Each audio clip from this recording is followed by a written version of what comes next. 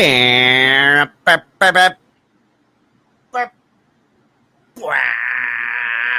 is happening, you guys? And welcome to another episode of the Fins Tailgate. I am your host, El Capitan.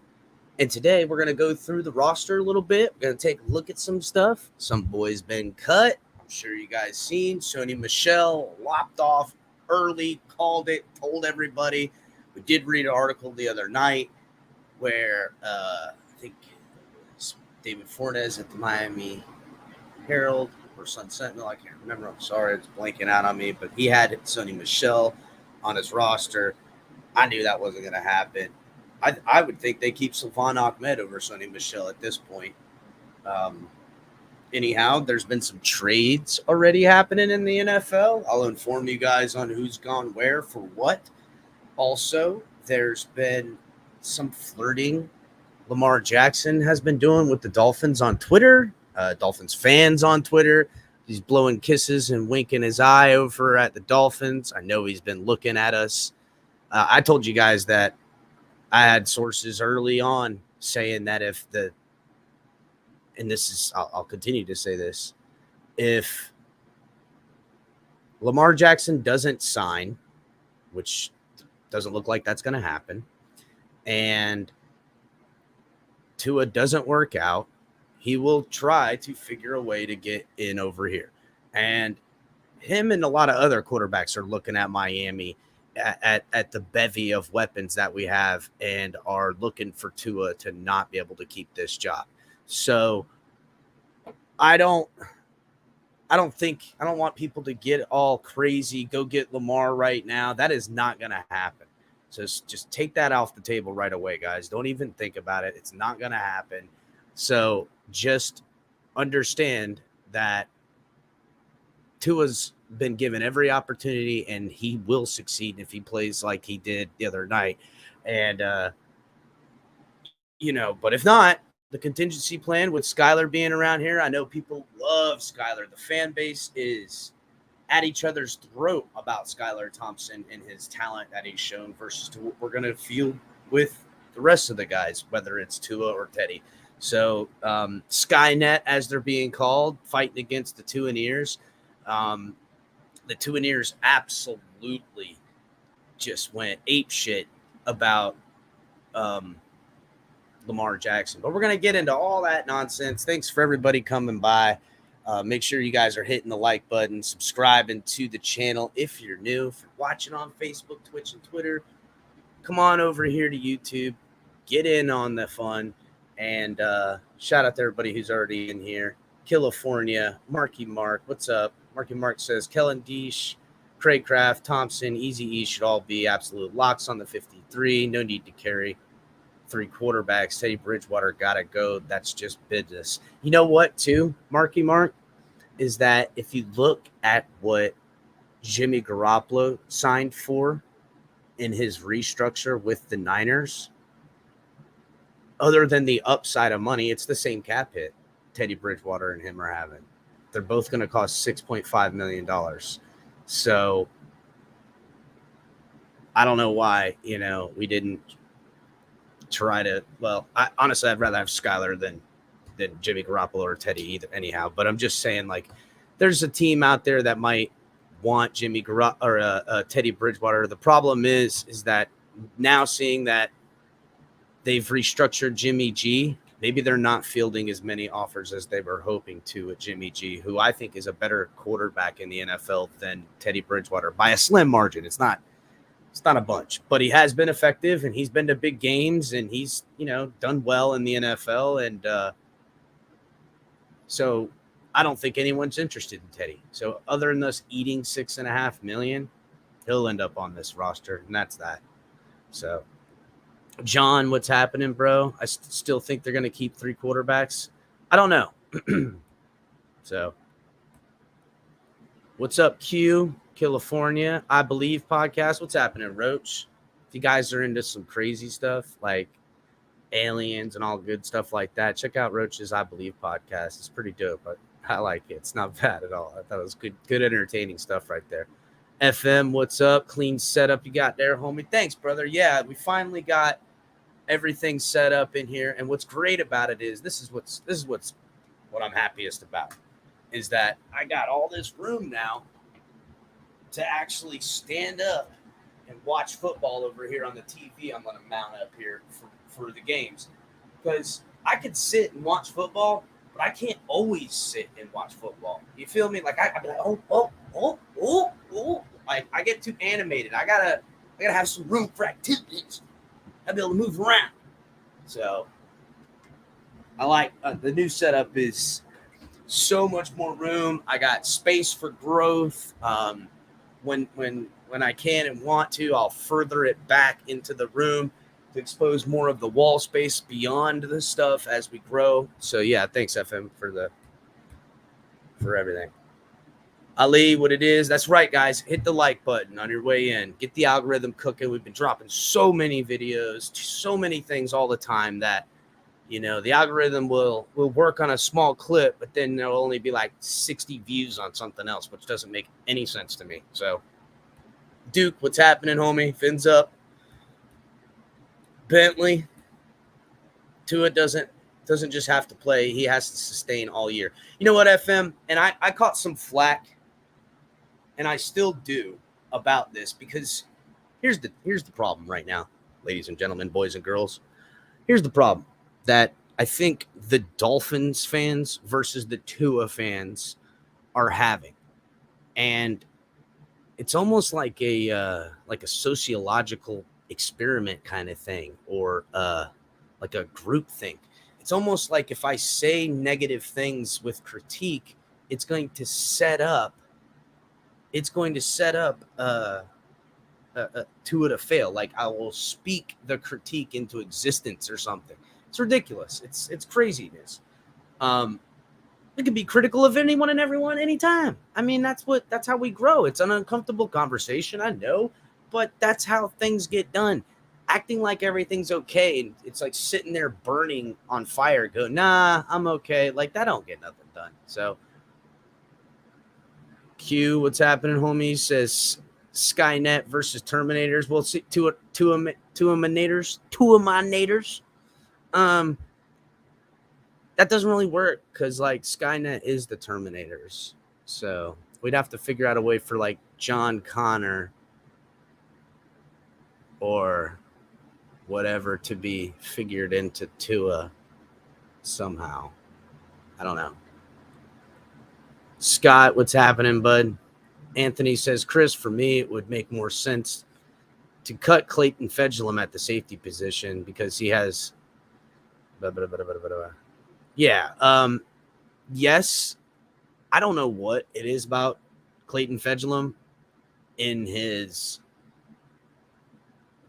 how he keeps ending up on this football team, but they freaking love that guy. I don't know what his deal is. I personally think he's got the video of the meeting on the yacht between coach, our last coach, and our owner and Tom Brady.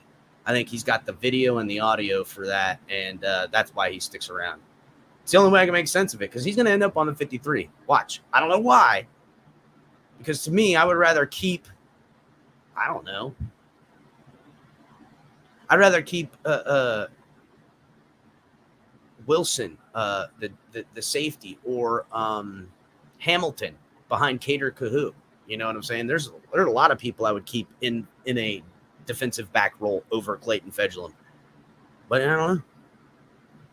Bentley says, it's crazy how people can just hate for literally no reason. It's pretty disgusting. Yeah, you know what, man? That's okay. I'm an evolved enough person to be in this position, doing this, allowing myself to be on camera with my face and then go into public and places to know how people really are and what this is. And it's a lot of shit talking out here. And that's okay. It's all right. I'm cool with it. You know, but don't be surprised when I fight back, you know. Mountie Fins, what's happening? Salute, homie. John, what's going on? Thanks, brother. Yep. Thank you. I appreciate it. We got it all set in there, so super stoked about it. Let's see. Roger. Tanner Connor. So listen, Roger. Tanner Connor will not make the 53, but it's not because he won't be with the Dolphins. He's been walking with a knee brace for a little while now, and I think they're going to put him on ice till next season because they're going to ride it out with Mike Gesicki. Now, if Mike Gesicki ends up get traded in the season, don't be surprised when magically Tanner Connor, either if he can come off, I don't know what kind of designation they'll give him, but I heard an amazing take on Twitter today. I want to say it was Sean Williams that made it. I can't remember. Anyhow, it was a great take, and it's that Tanner Connor is going to be more of the Alec Ingold type role in the future with this football team. They're going to take Tanner Connor and make him more of a fullback tight end than a tight end wide receiver type thing that they've been doing, because that they want him to beef up in that way. And the kid's got amazing speed. So I like his upside a lot. I think the team is going to stash him every which way. I would trade Teddy for a new vending machine and a pack of alpacas. Freaking alpacas are worth some money. I don't know if you guys know this, but there's a reason why people buy alpacas. They guard your other animals on your property, just like the reason why people get donkeys. You don't get a donkey because you need a donkey. Well, some people do, but you get alpacas and donkeys because they guard all of the stuff in like your homestead with all your animals and shit. So alpacas were some good deal. Bill, what's happening, buddy? Are you ready for Skylar to be QB2? I am. I think we are. Wasn't the Tuaminator the main character? Plot armor? I don't know, Q. I guess so. You just ordered the same lampshade? Yeah, it's nice, right? These light bulbs that I found, they change colors and stuff like that. And like you can actually set them up to music, all kinds of good stuff. So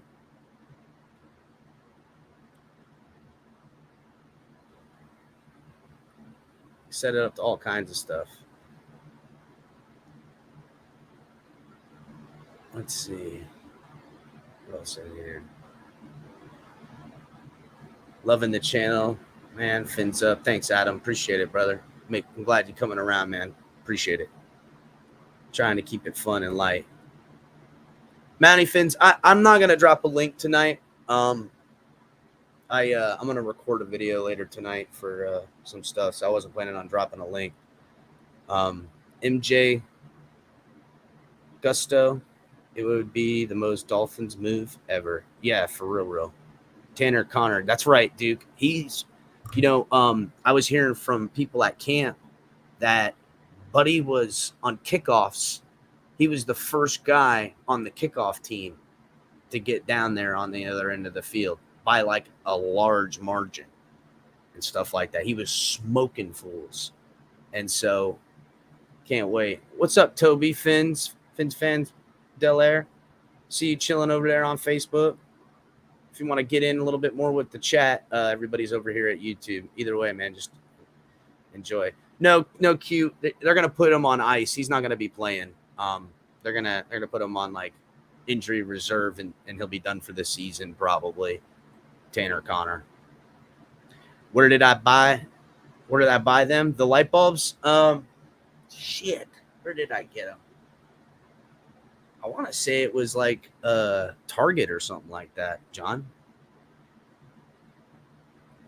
Donkey's got that kick. Yo, my TFTG flag arrived. It's much bigger than he thought it would be. Yeah, Lee, you wanna hop on camera and show everybody? I would love to see it.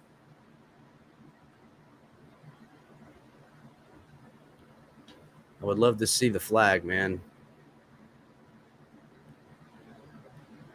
Ali with the new TFTG flag coming in. It's going to look dope hanging behind you, Ali. It's going to look so awesome.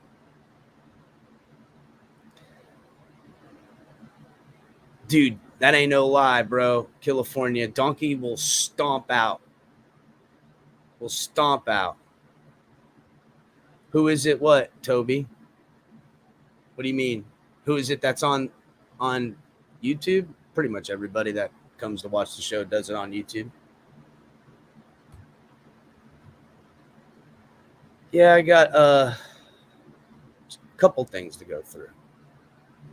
So we'll go into some of the trades that happened. First trade that took place today, guys, that at least I heard about is where the hell did it go? Oh my goodness gracious. It was the Panthers did a trade. Where the hell is it? Anyhow, the Panthers did a trade with the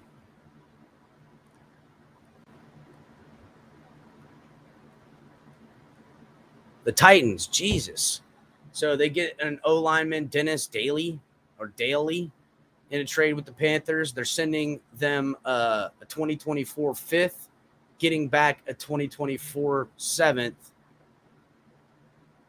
and Daly. So I guess it's an O-line depth deal for the Titans, which, I mean, that's kind of their whole deal. It's just the run game and everything like that. So hold on, I'm gonna bring Ali up here. Let's check it out, Ali. What's up? All right, so it comes folded like that. Uh-huh. And then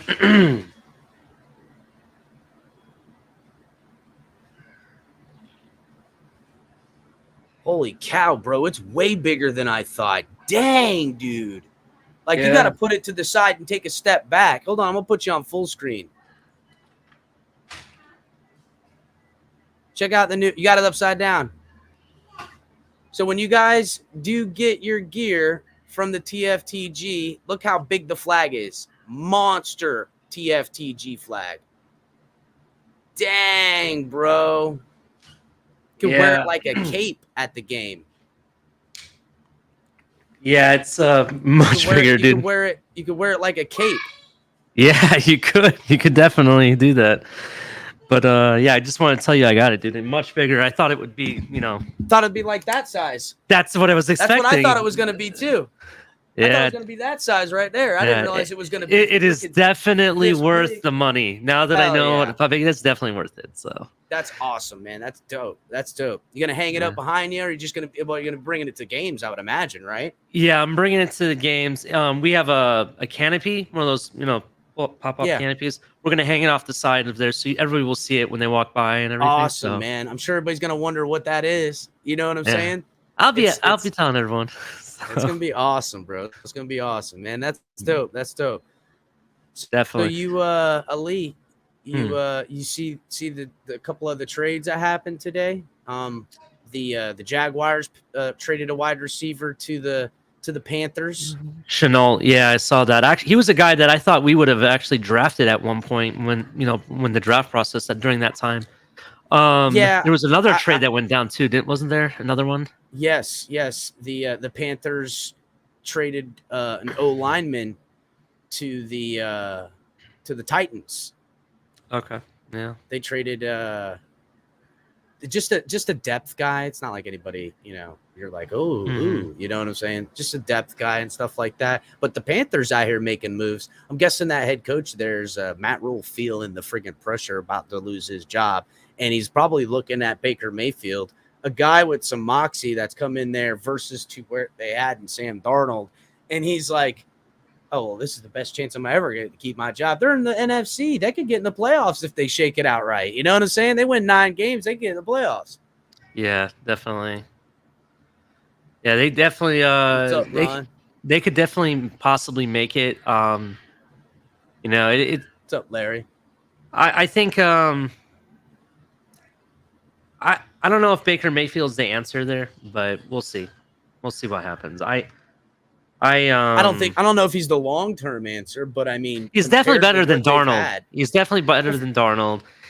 What's been there? Who'd they have before Darnold? Teddy Bridgewater. Exactly. Well, and even before that, that was ever since they got off of Cam at the right time, they have had a hard time at quarterback. And I would say hands down, Baker Mayfield's the best quarterback they've had since then. You know what I'm saying? So, and Matt Rule has got to be on a seat that's so hot. He's got a singed freaking rectum right now. So he's got to be feeling it. I have to look into their defense. They used to have a top defense, if you remember, back in the day. Their defense D-line's still good. Their D-line's still good. Okay. Their D-line's still good. They got good O-line, enough to be sent, but they did just get a guy or send a guy away. They always do good with their O-line. Matt Rule has done decent with the O-line since inheriting it from the last I believe they also got Deonta Foreman, I believe, as a running back. And he actually, I think, will be good there because I think McCaffrey is now proven that he might be like injured every year. He's kind of going down that path. Well, when you look at guys like McCaffrey and how they play football, you know that guy's going to get injured. It's just it. He to be speedy and shifty the way he is. He doesn't have. He's not a bigger, meatier dude playing the running back. He's the perfect scat back of all time, and he plays with such intensity. There's just no way he's not going to get injured. Yeah, and so I think Deonta Foreman's going to fit perfectly because when that happens, they're going to put him in, and their running game is still going to continue. So I think it's a good fit. The only thing they are missing are receivers. I think that's something they do need there, so that makes sense why Chanel would have gone there. Green Rat, we're just pointing out all the stuff, man. We're getting to some Dolphin stuff directly. Ron makes a great point. Baker opens up against the Browns week 1. This is true. That's right. I forgot all about it. That's going to be a fun story. The funny thing is that Baker opens up against the Browns. Technically, when Watson comes back, he opens up against Houston. Yep, I know. So the NFL tries to act like, oh, yada yada yada, but how in the bloody hell did the people that put the algorithm? Because I seen that short where they had the board shifting them around for primetime games and all that nonsense. Yeah. How the hell they get so lucky to then do this? Look at us. Our one primetime game that we have Sunday night primetime is against Pittsburgh, and who do they have? Coach Flo. So it's kind of like it really primetime games are supposed to be for division rivals and stuff like that, Yeah. But, they go to Valoa, push the ratings, and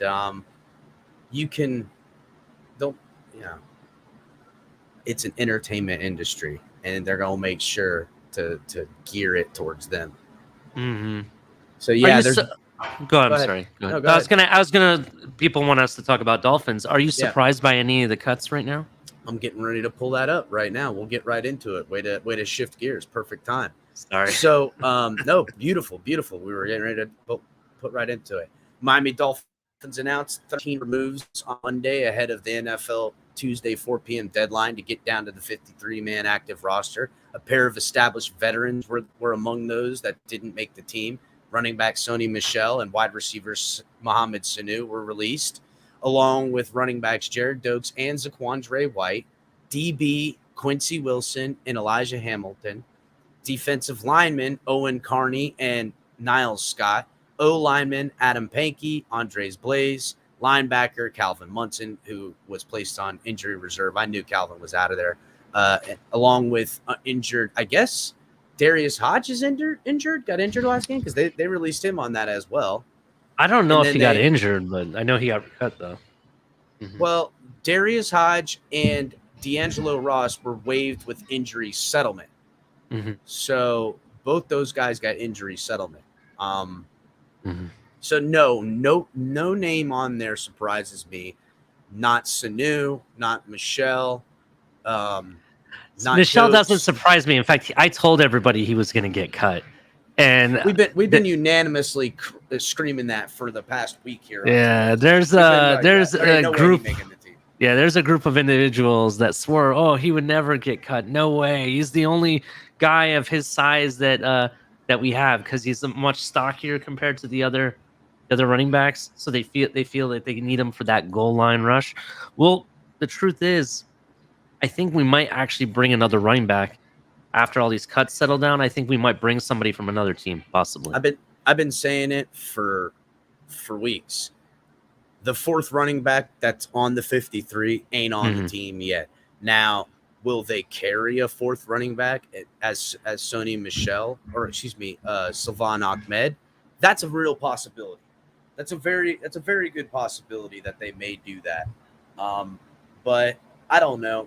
I guess maybe in some ways I liked Quincy Wilson and his diversity. Elijah Hamilton, he made some plays in the preseason, but I don't know. I haven't heard enough for him to make noise. I'm kind of really not surprised, but at the same time, I'm kind of disappointed was White. I kind of wanted White to stick around just for a little bit, you know. So for me, Zaquandre White is the perfect guy that they showed enough from. That they liked in game situations, but didn't want to show too much because they're trying to get him on their practice squad.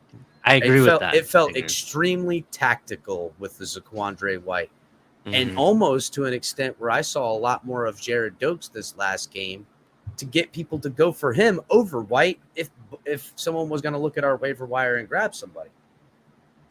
Yeah, it's true.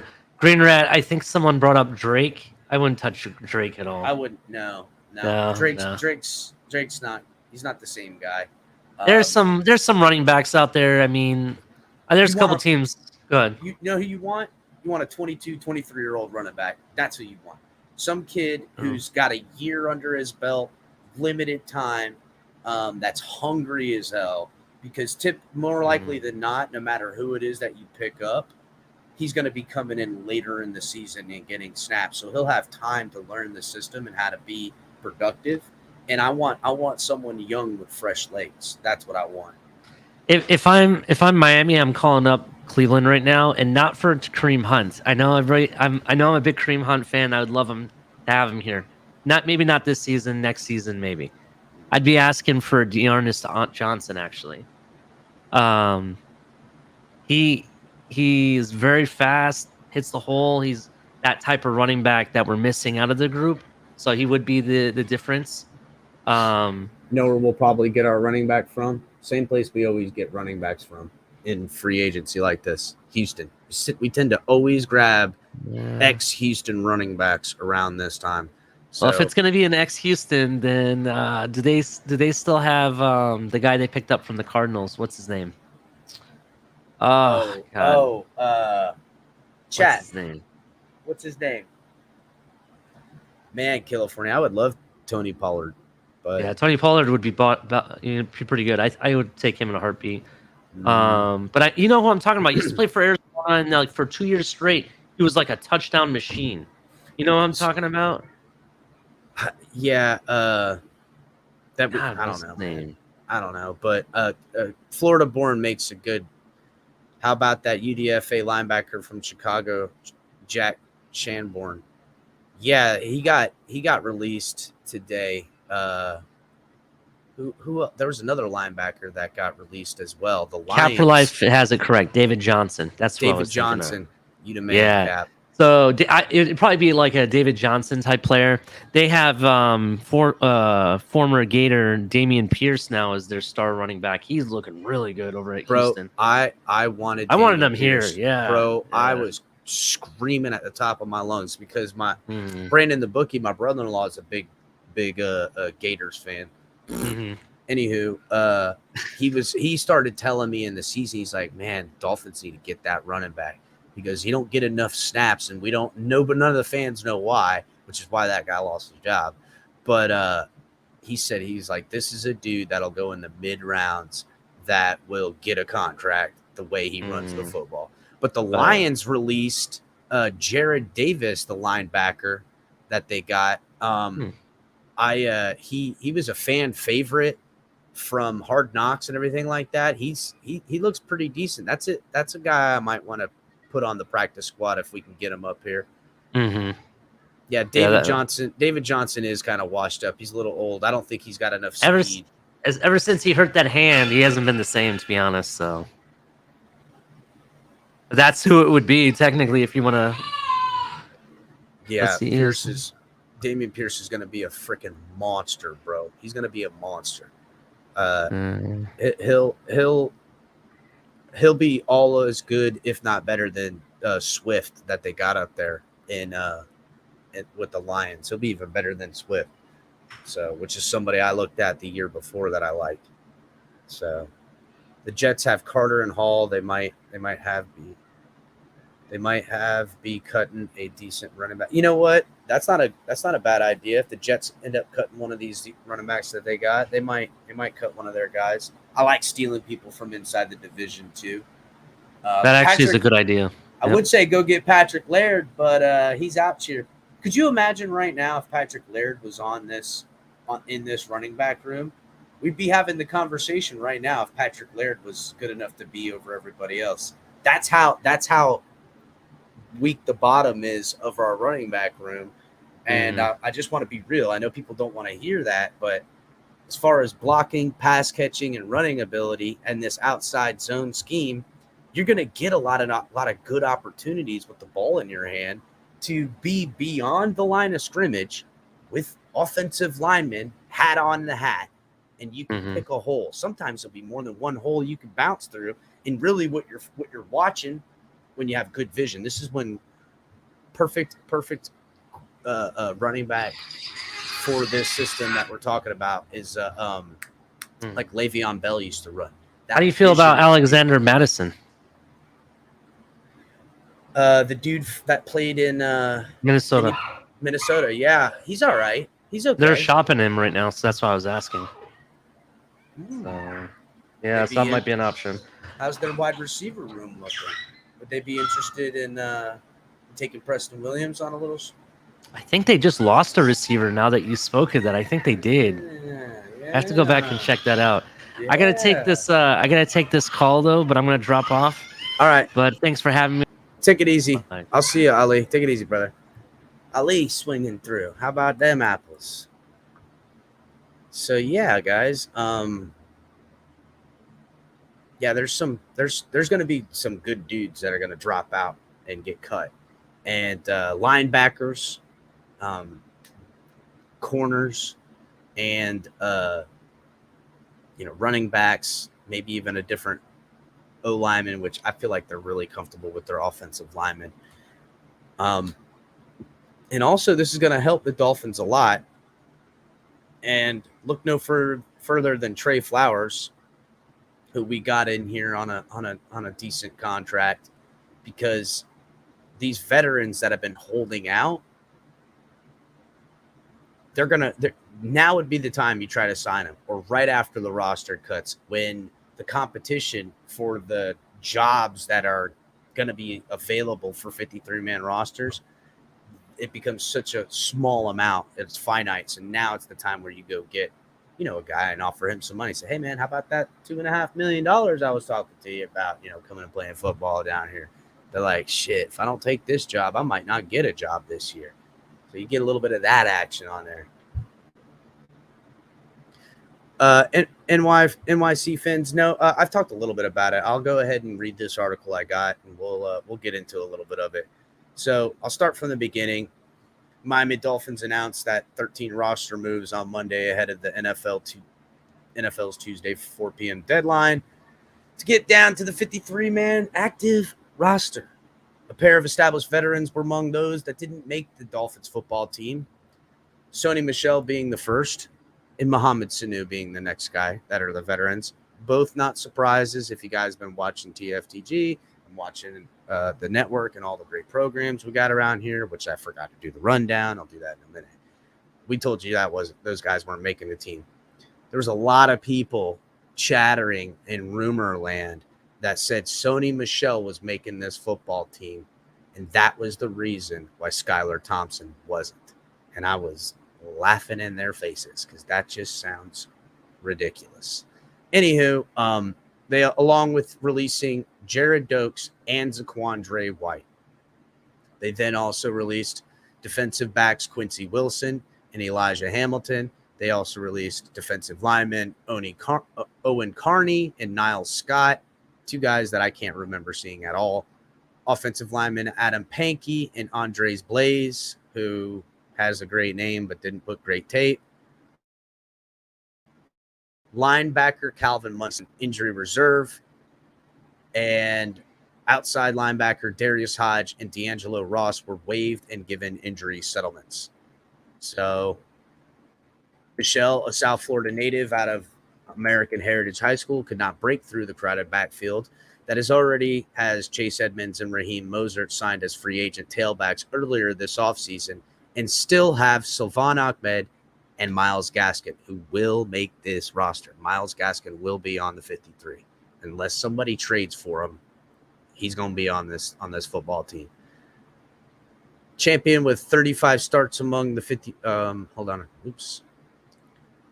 Along with fullback Alec Ingold. That's another key in this cog in the running back room. Someone we haven't seen up to this point. We don't even know how freaking amazing the effectiveness in this offensive game plan is going to be the moment Alec Ingold's out on the field, out in an offset I formation or a power I, coming out and playing, and then as a tight end or being lined up as a tight end, then dropping back in the run game like that. I mean, it's going to be so awesome.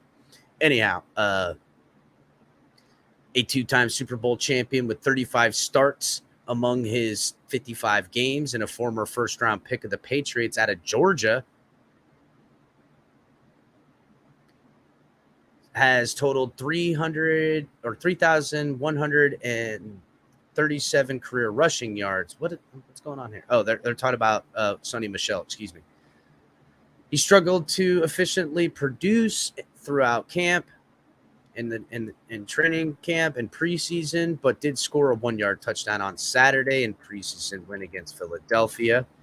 Mohamed Sanu, who's 33, who signed with the Dolphins as the team started training camp in July, has had 435 receptions for 4,871 yards with 27 touchdowns in his 10-year NFL career. Wow, it just seems like Sonny Michel's 10 years. I didn't realize. Or Mohamed Sanu, 10 years, crazy. And wide receivers coach Wes Welker at the previous stop with San Francisco and with Mike McDaniels had him over there for the past 2 seasons. I can see Mohamed Sanu, if he doesn't get picked up, he makes it back on the practice squad. Munson had seen regular season action with Miami each of the past 3 seasons, mostly on special teams. But when he was competing in a crowded linebacker court, that's why he ain't on a team. Jared Dokes was a 7th-round pick for the Dolphins in 2021 and spent his rookie season on the practice squad. He ran for 67 yards on 11 second-half carries on Saturday in the preseason game against the Eagles. Quandre White, who went 26 yards on 4 carries and scored a receiving touchdown the week prior against the Raiders, was an undrafted rookie in camp. Darius Hodge, undrafted in 2021, was awarded to Miami off waivers from the Cincinnati Bengals last season.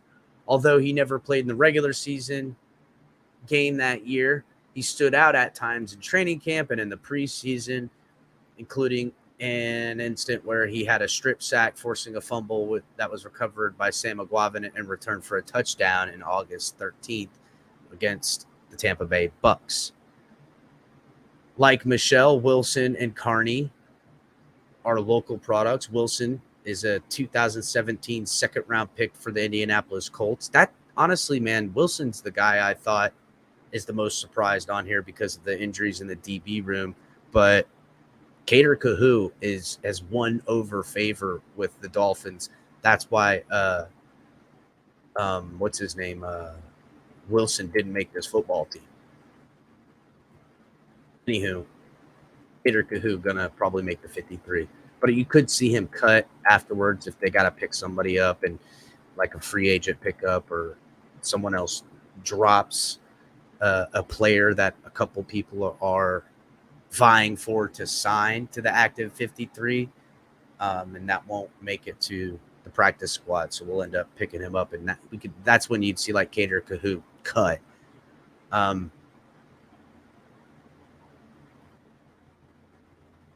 Carney is undrafted out of Illinois, but he spent time in Miramar, and Wilson played for the Colts, 2nd-round pick. He went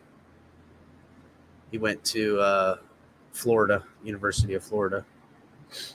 Pankey has spent part of the past 3 seasons with the Dolphins, and Tyler Lee on the practice squad. Scott, who joined the team August 15th in camp, has 6 games of NFL experience with the 2018 Bengals. Ross was signed by the Dolphins in January after spending time on New England's active roster in 2021. Andres Blaze and Hamilton are both undrafted dudes that we got. Andres Blaze coming out of Minnesota and Elijah Hamilton out of Louisville, or not Louisville, excuse me, Louisiana Tech. He also has some serious cuts again in the double digits, so it's not like the cuts are over. I still think they got 16 guys to cut. They've cut 13. So to make it to Tuesday to get down to 53-man roster, the team may also have to account for a spot for cornerback Byron Jones, who is on the PUP list at this moment. If he's not able to return, should he not get activated, Jones must miss the regular season first 4 weeks if they keep him on the PUP. I hope that they just put him on the 53, even if he's got to be down week 1 and week 2. I'd like to have him back for week 3 and week 4 with, against the Bills and against the Bengals, because they're a little more adept to passing the football. If he's put on the PUP and out for 4 games, that's going to suck. Players cut but not picked up by other teams for their active rosters can be kept on the Dolphins 16 practice squad. So a lot of action going to happen over these next few days, guys. A lot of good stuff. We do always end up keeping like 1 or 2 UDFAs. That's right, Ron. In my opinion, Florida Born says Bowden is everything we wanted Grant to be.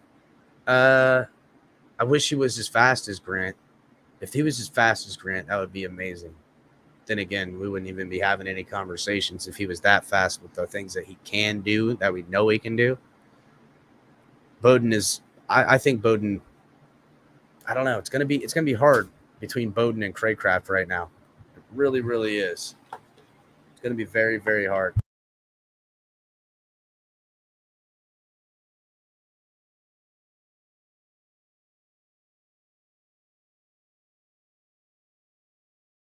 Sorry about that, guys. All right. So, I have this article on this analytics site put out that Barry Jackson went into that I think we'll dissect here in a second. But I got to get down to the rundown. So give me just a quick second, guys. Let's go ahead and do the rundown. Make sure you guys are hitting the like button, subscribing if you're new. Get the likes up, please. Check out all the great programs that we have here, starting every week with Talk 7, TMI Tuesdays, live around 9. Co-hosts myself, color commentary, and Ali helping out every Tuesday, filling, the co-host role. You guys can catch Color on Thursday nights. He will be back, I believe, next week for, he's coming back the 3rd. So you can also do Coffee and a Cup of Color. Saturday nights is Late Night XL with Ali. Been crushing it. Make sure you guys go and check Ali out on Saturdays. Color does some co-hosting with him on that usually. And then every other night of the week, day of the week, time of the week, got me, El Capitan. Cash App, Venmo, guys, help support the channel. It's the only way we can grow is whatever you guys give us to help us grow. You can, shout out to all the members, all the mods, everybody who does everything they can to partake in, the program. Fanatics link is in the description, you guys. Make sure to buy your gear from Fanatics, as well as a link in the description for Backroom Collections, which you guys can use offer code #TFTG to get 10% off of all your good stuff in Backroom Collections. Once you visited those places and you want to get yourself some of our swag, some of the good, make sure to get yourself the hoodies, the sandals, the beanie, the tank top, the hats, and also get yourself a TFTG flag. For anyone who didn't see when Ali first came on earlier, he showed you guys the flag. It's a monster flag, worth every penny, he says. So get yourself flag. And then also, we always appreciate the super chat. Again, guys, donating is the best way to help out the show. We really appreciate it. So Green Rat, you found that light bulb? Buying two. It's funny you say that, John, because I got an extra one. I've been using this one, but I got an extra one. It's a good light bulb. Green Rat says Bowden number 7. I know that's really the big question here, guys. Is does Miami keep 6 wide receivers or do they keep 7? Real question. Because if they keep 7, I feel like it's Bowden all day on this football team. But if they only keep 6, it could get real dicey. Because we know Waddle and Hill and Cedric Wilson are all locks. So we can just take those names off right there. We know Eric Eze is going to be a lock as well. So there's 4. Our 5th is Trent Sherfield. He looks like he's going to make this team. Then the 6th spot, to me, it comes down to Craycraft and Bowden. And I would say because of the special teams aspect, I would give Bowden the edge along with what I like in Bowden's game. The problem with Bowden versus Craycraft is that Craycraft is a Mike McDaniel system guy. He brought him here. So does he edge out Bowden because of the relationship? I don't know. So it's really going to come down to that 6th and final spot. But if they keep 7, then we won't have to worry about it. So you guys really think they're going to keep 7 and only 3 tight ends, huh? I can see that. But to me, Ethan Carter might make this football team over the 7th wide receiver. I don't know. Irving put it pretty well right there. Craycraft is a better wide receiver, but Bowden is more versatile in the punt game. Yep. He's a hard guy to get off this football team, that's for sure. I love that Bowden, every time with the ball in his hand, he's making the first guy miss. Yeah, that's the problem right there, Green Rat, is Gesicki can't play fullback. And so we need somebody there. So that's kind of why I think they might carry 4 tight ends because of Gesicki's shortcomings. So let's think. We know Long's making the team. We know Smythe is making the team. We know Gesicki's going to make the team. Who's your other fullback type dude? You don't really have anybody else. I mean, okay, Smythe can do it, but you're not putting anyone else other than Alec Ingold and Smythe in this scenario. And really, Smythe is better in motion at that tight end role.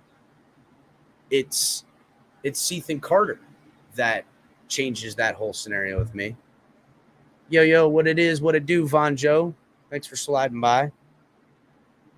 Lucas Bob says, is Skyped being cut? You mean Skyler? No, I don't think so. Oh, you fixed it, Lucas Bob. No, he should definitely make this football team. He will make this football team. That's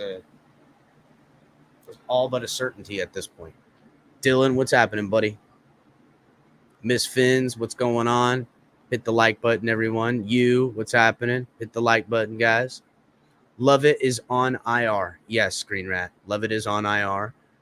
I think he can come back in the season. So he's not going. I don't think he's going anywhere on the team unless they need that roster spot for somebody else, like before whatever.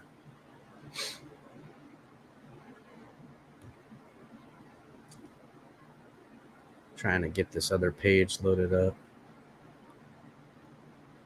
Big question for you, Cap.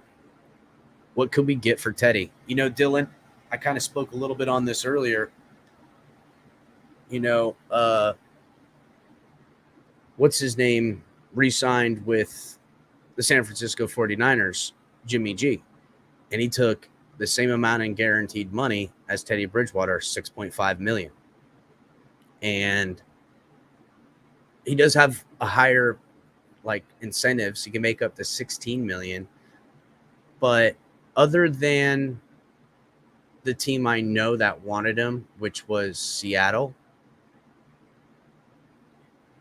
They must have not been getting the kind of calls in the trade scenario that they wanted to. Now, what does kind of help us in this scenario, that if someone were to trade for us for Teddy, we probably wouldn't want back what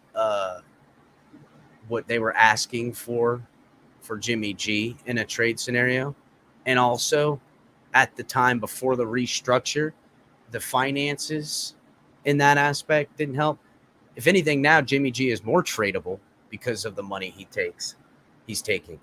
So I'm wondering, outside of the Giants and the Bears, I think he'd be great as a backup quarterback for the Bears.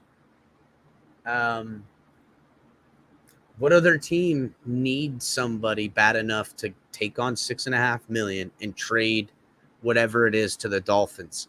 Where I could see it being like, I mean, the Dolphins might even lose in this trade. They might have to give like a fifth and get back a seventh.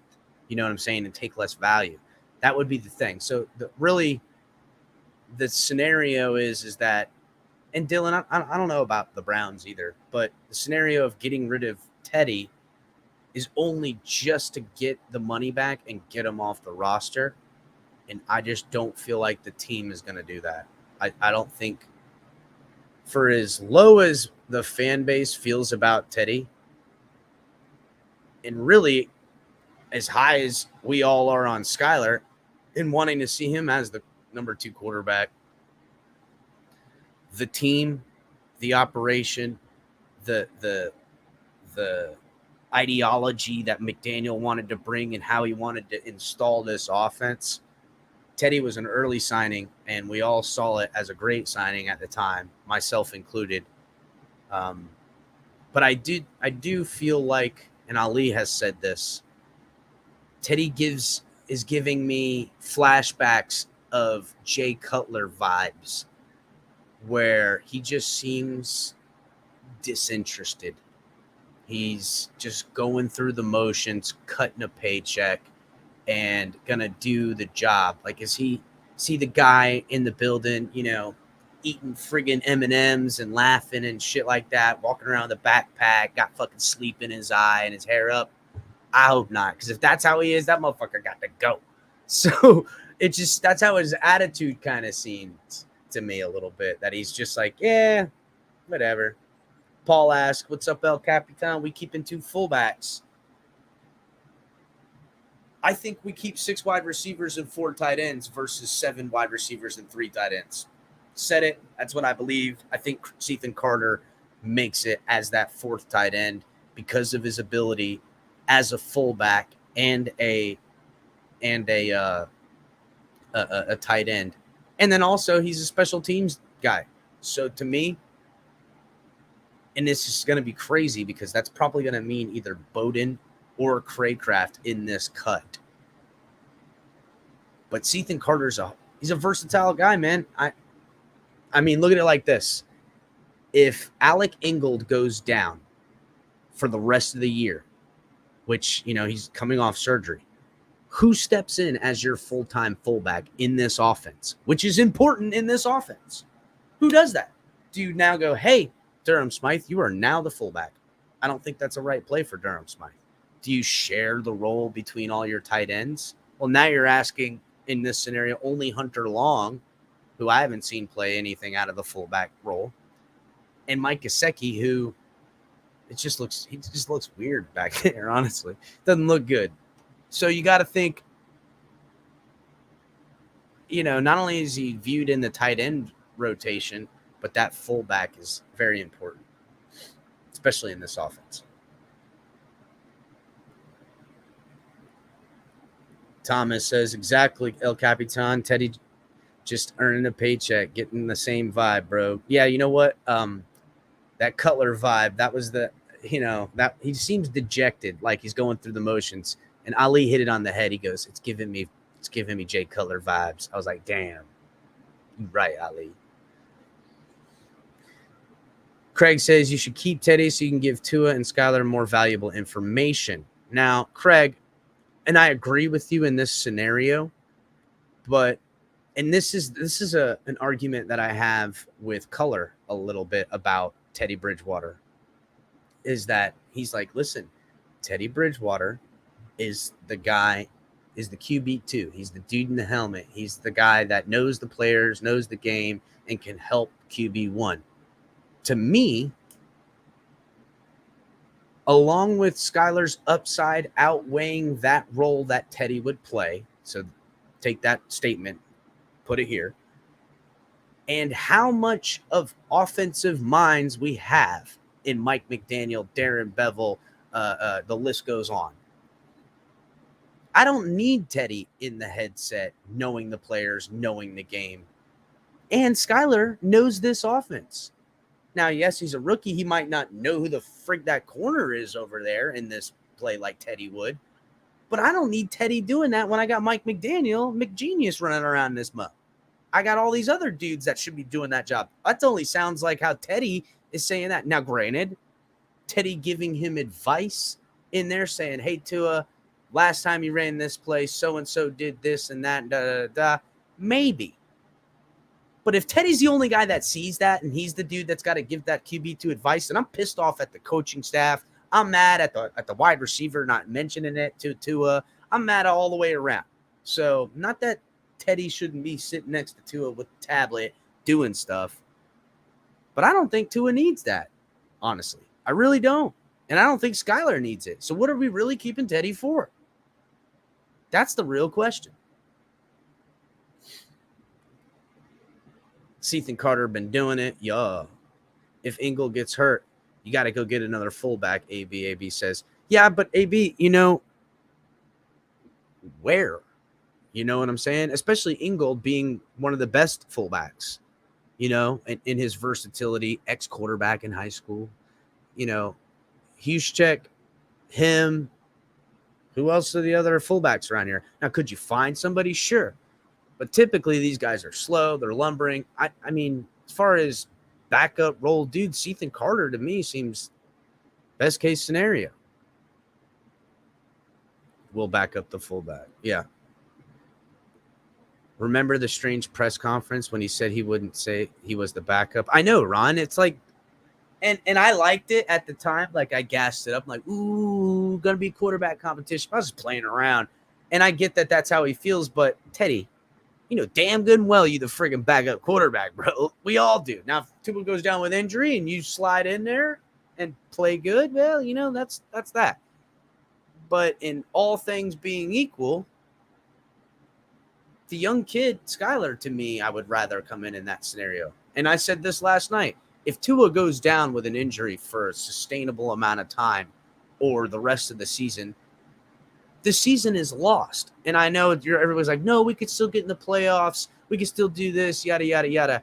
I agree. You put Skylar in there or you put Teddy in there, yeah, maybe they can get you to the playoffs. Maybe they can get you enough wins. But in the pantheon of how the plan was written for this offense, this year, this team, what they wanted to learn, what they wanted to do, Tua going down with injury for the year, it's a lost season. We frigged up big time. And it would also spell bad future news for Tua staying on the football team. In which case, if this scenario has blossomed, I would much rather see Skylar out there, knowing what the hell I have in that guy, on a season I can almost write off, versus Teddy, who I already know who the hell that dude is. So, just being real. I know Teddy. I know what he can do. Yeah, Bo, I'm going to be wearing that purple jacket on Wednesday. So, be rocking and socking. Dress, I'm going to have the tie on and everything, bro. I'm going to be looking fresh.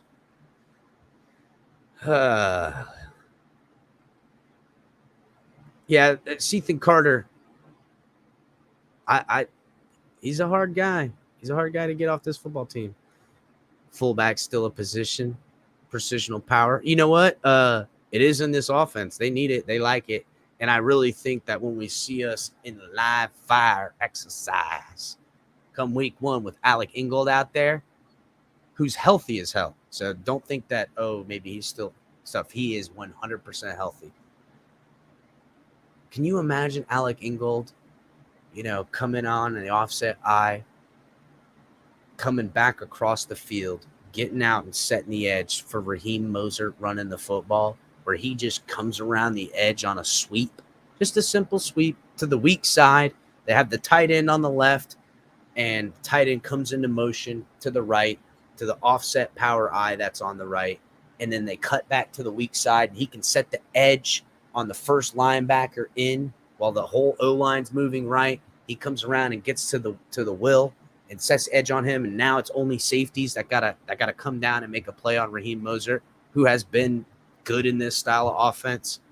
Just that power sweep run like that is gonna freaking be amazing. It's gonna be nice to see. Yeah, George Wilkins can be fullback, but not in the position you need. He's more of goal line, get in there and make a hole for us to get through. You know what time it is. Yes, Scott, Blake makes the team.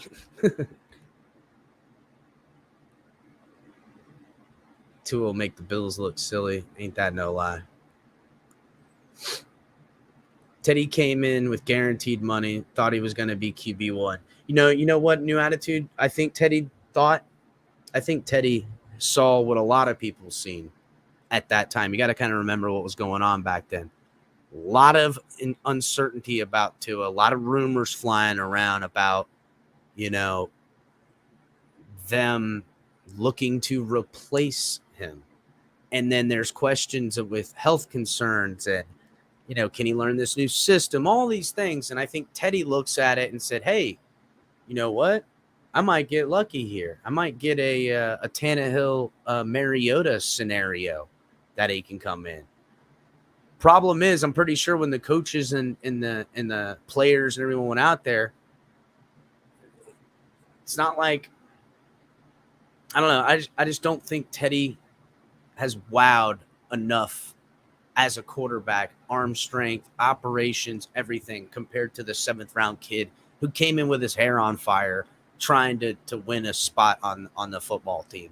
And I like the little gamble on it a little bit. I'd rather go with the unknown than the sure thing. That's, Teddy's a solid 6, we'll say. Well, Skyler might be a 2 or a 3, but he might be an 8 or a 9. I don't know. I like what I've seen from the young man. As far as preseason 7th round rookies go, the kid's been balling, So, and Teddy had his opportunities out there too. And the fact that Teddy went out and got outplayed against backup dudes, outplayed by Skyler, tells me all I really need to know, that he's either A, not taken seriously enough, B, feels overwhelmingly comfortable that he's not going to lose his job, which I don't like that either. I don't want anyone feeling that way. So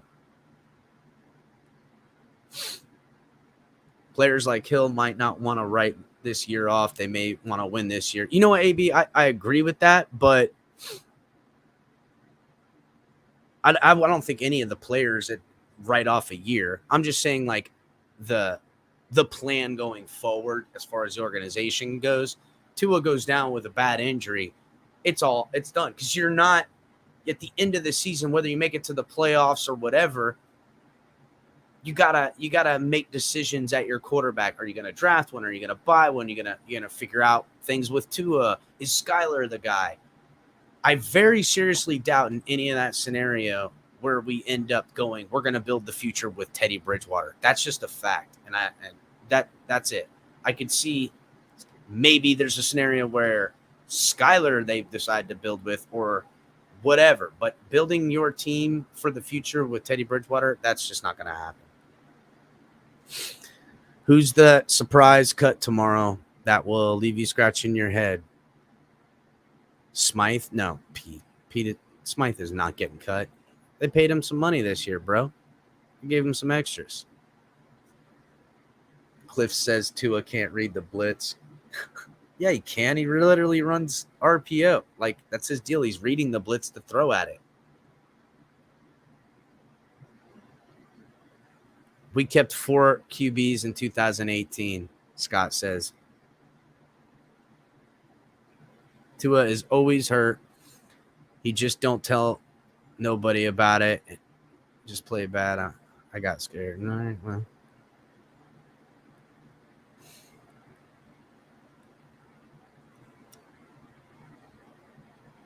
What fight are you guys talking about?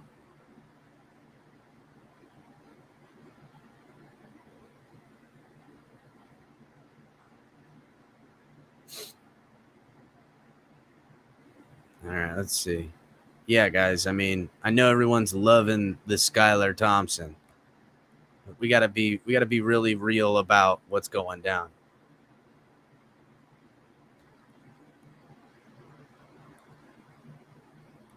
The future of this franchise at this point goes with Tua until otherwise. Tua will get every opportunity to fail. That's how you guys got to look at it. He'll have every opportunity to fail.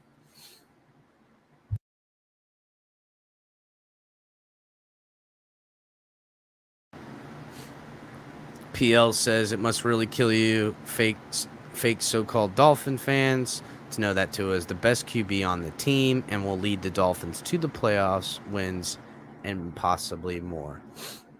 All right. Are you okay with the running core? No Sony Michel. Yes, 1,000,000%. I am completely okay with the running back core without Sony Michel. He did not look well in practice. He did not look good in preseason. He looked slow. He did look like the biggest running back out there. You're like, damn, who's that fullback we got out there? And you're like, oh, that's Sony Michel. But to me, I think he's cooked. I think he's done for. I don't think he's got, the miles left in him. He'd be better served on a cold weather team later in the year in like a dome or something. Hill's going to want out of Miami. I doubt that, David. I doubt that very seriously. Best case scenario is give Skylar time to develop, and when Tua's option year comes, if Skylar is as good, then we have him on a rookie contract. Ron, that's a great point. Because to me, Skylar playing this good is a great thing for the Dolphins, even if especially if Tua works out.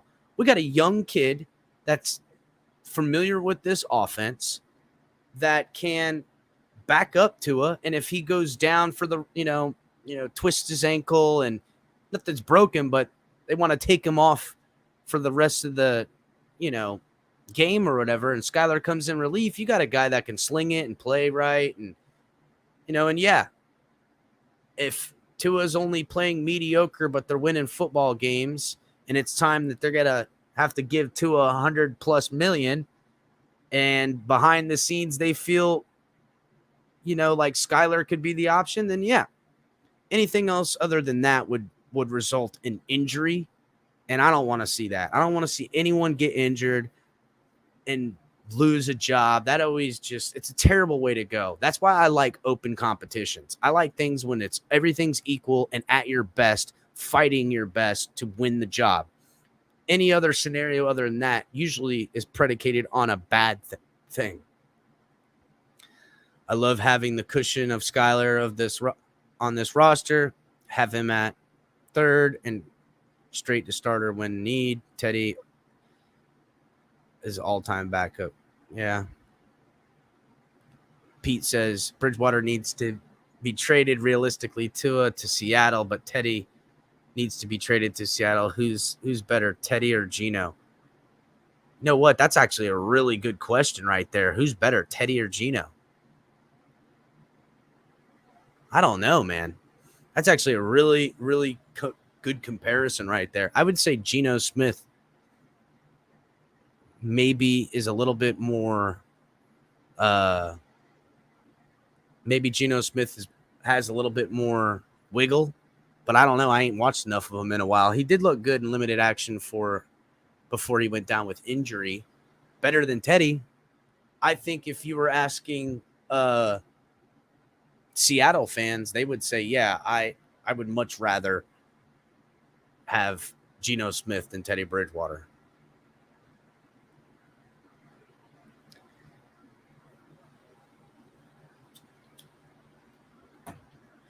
Shula Forever says Eagles CB Quan Wallace said he has never seen anybody that fast when lined up against Tyreek. Yeah, I seen that, Shula Forever. He was all friggin' he had friggin' ice on his whole half of his body too. When he was looking at that, he looked all dejected. He was like, man, took a beating. The Dolphins. Yeah, I ain't never seen nobody that fast before. He's all fucking got stuff all the way down his whole body.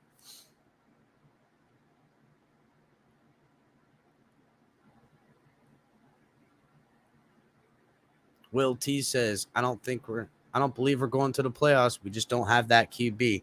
Well, Will T, if you'd have asked me last year towards the end of the year, I'd be like, yeah, fucking get that asshole out of here. But I've seen a better guy in a stronger throwing arm and a better quarterback in practice and in that preseason.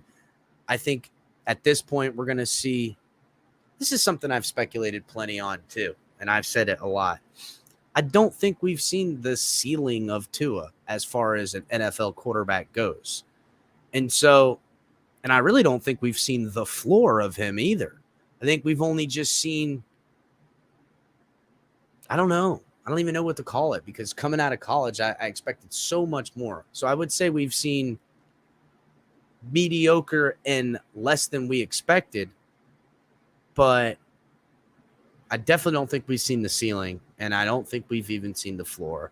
And so I gotta ride with what we're going with, and not for nothing, but if he can get slinging this rock around, and a good, for instance, is that pass to Tyreek, fire pass. And if you guys go back, I have the highlights from it on a short video that I made about a minute and a half long. There's a kind of a gap in it that's blank, but just let it roll through. It'll come back up with some stuff. I don't know what happened in the editing.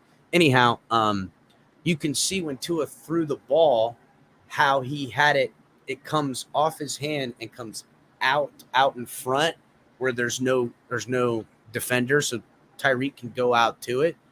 He just needs to put about another 5 yards on it. And honestly, looking back and seeing how Tua threw that ball, there's no doubt in my mind he could dip his shoulder and really heave a lot more into it to get that ball that much further out in front of Tyreek. So I think it's just a preseason, I don't want to say even a miscommunication. We're being nitpicking on a play that we've been dying to see. So if he can show that kind of adjustment and get along the way, along with a running game, we will see the Dolphins in the playoffs, brother.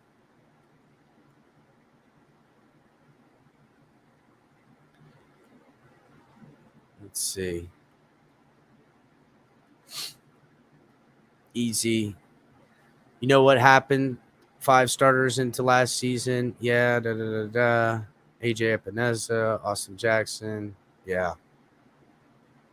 We're in a win-win situation. AB, and Chris. Week 3, girls. Oh, listen, David. Coming for that ass week 3. You just better hope that your freaking cornerback's ready and set to go. Because if not, this offense is going to straight torch your asses. Torch them. Defense is this is the thing you forget, Bills fans. David, you forget that we have been a defensive-minded football team for the last few years. A top defense, a turnover defense. One that has carried this football team the last 2 years by scoring points. Now we are coupling that with a freaking high-flying attack and wide receivers and a run game and blocking scheme that's going to just take it out of you. If you noticed in that Philadelphia game, we threw when we wanted and we ran when we wanted. Now I know you're going to say, oh, it's just preseason. But that's you just trying to convince yourself that the Dolphins ain't going to take the AFC. Von Joe says, El Capitan, plain and simple. If Tua fails or gets injured for 4 more games, there's a guy in Baltimore I got big trust in. See what I did there?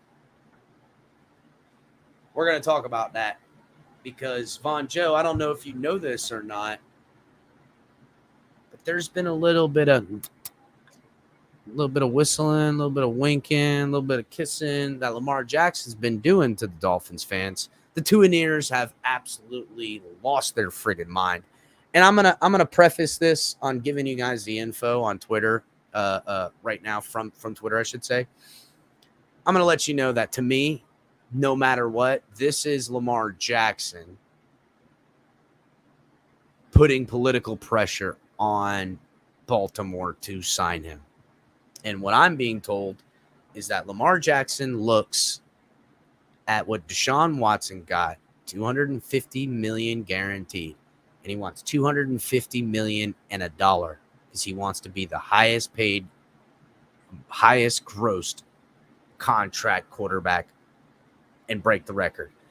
Now, as badly as I want Lamar Jackson and could visualize him in this offense with the weapons we got, I got to really think to myself, damn, if it doesn't work out in 3 or 4 years without a Super Bowl, this franchise will not only be in trouble, we could be in deep shit. So it's a real difficult thing to do. What's up, Daniel Barry, official Rams 2022 champs? You know what? I will let you celebrate your championship, and good for you guys. Just hopefully you don't have to see us coming around that corner. You know what it is. Last time we seen the Rams, we embarrassed you. In fact, it caused you guys to move off your quarterback. You should be thanking the Dolphins for beating you so bad that then you guys switch your quarterback. You're welcome, Daniel. Got you guys a ring. You're welcome. See what I did there? See how that works?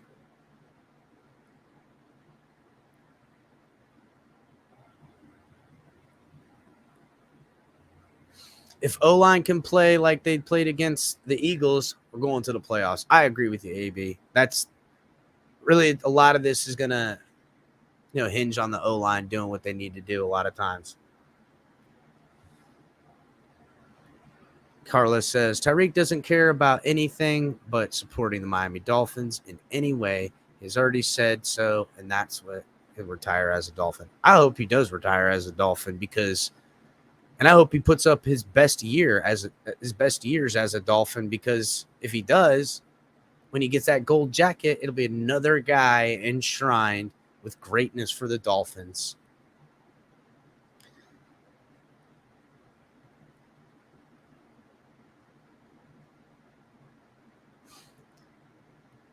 Miami is going to take a good long look at Skylar because he's coming to Miami if Skylar doesn't look great.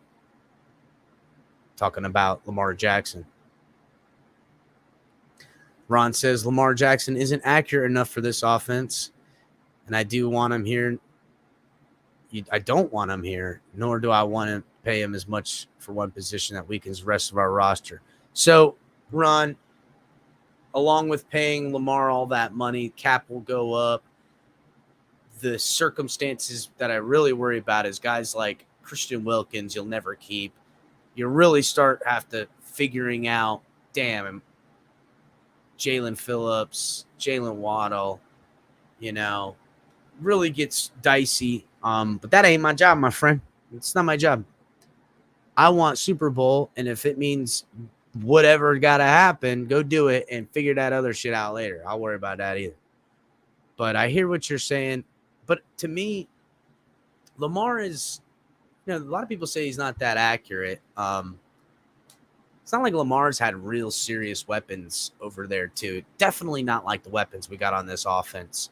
And between the speed with Waddle and Hill, taking coverages downfield and having enough arm strength to throw it, along with you've left all this real estate for me to run in and his run ability, I mean, it really kind of plays pretty damn good. But I agree, it's a real PR deal right now. And it ain't going to stop until he gets signed by either them or what have you.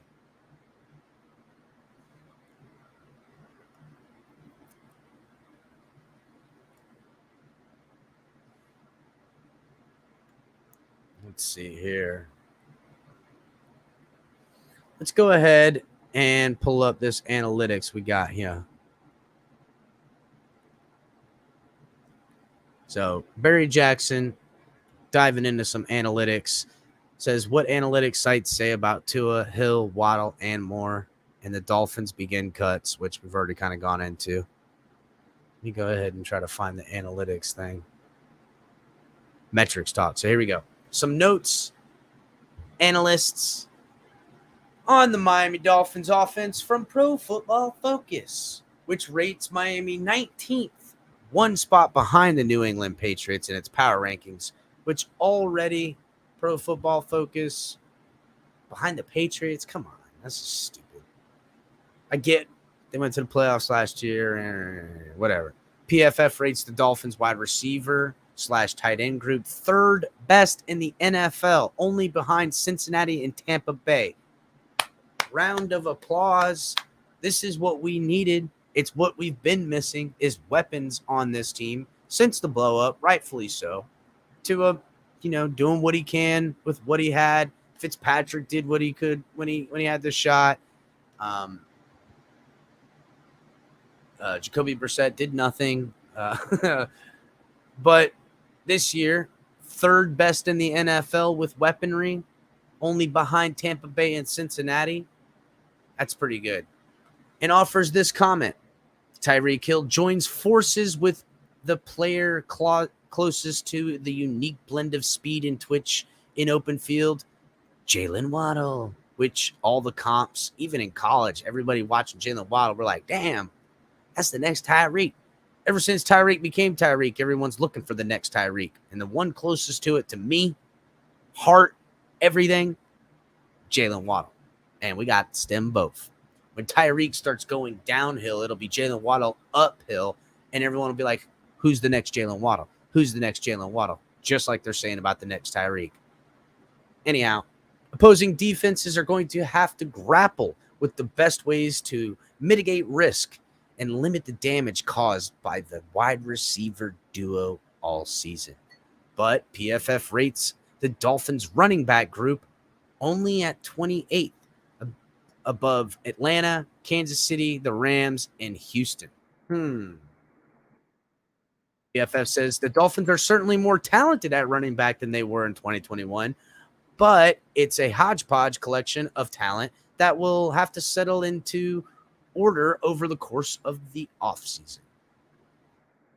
PFF adds that Raheem Mostert has the familiarity with the new head coach Mike McDaniel's offensive scheme and the speed that works well in it, but he struggles to stay healthy. Chase Edmonds was Miami's most expensive offseason acquisition at running back. Excuse me.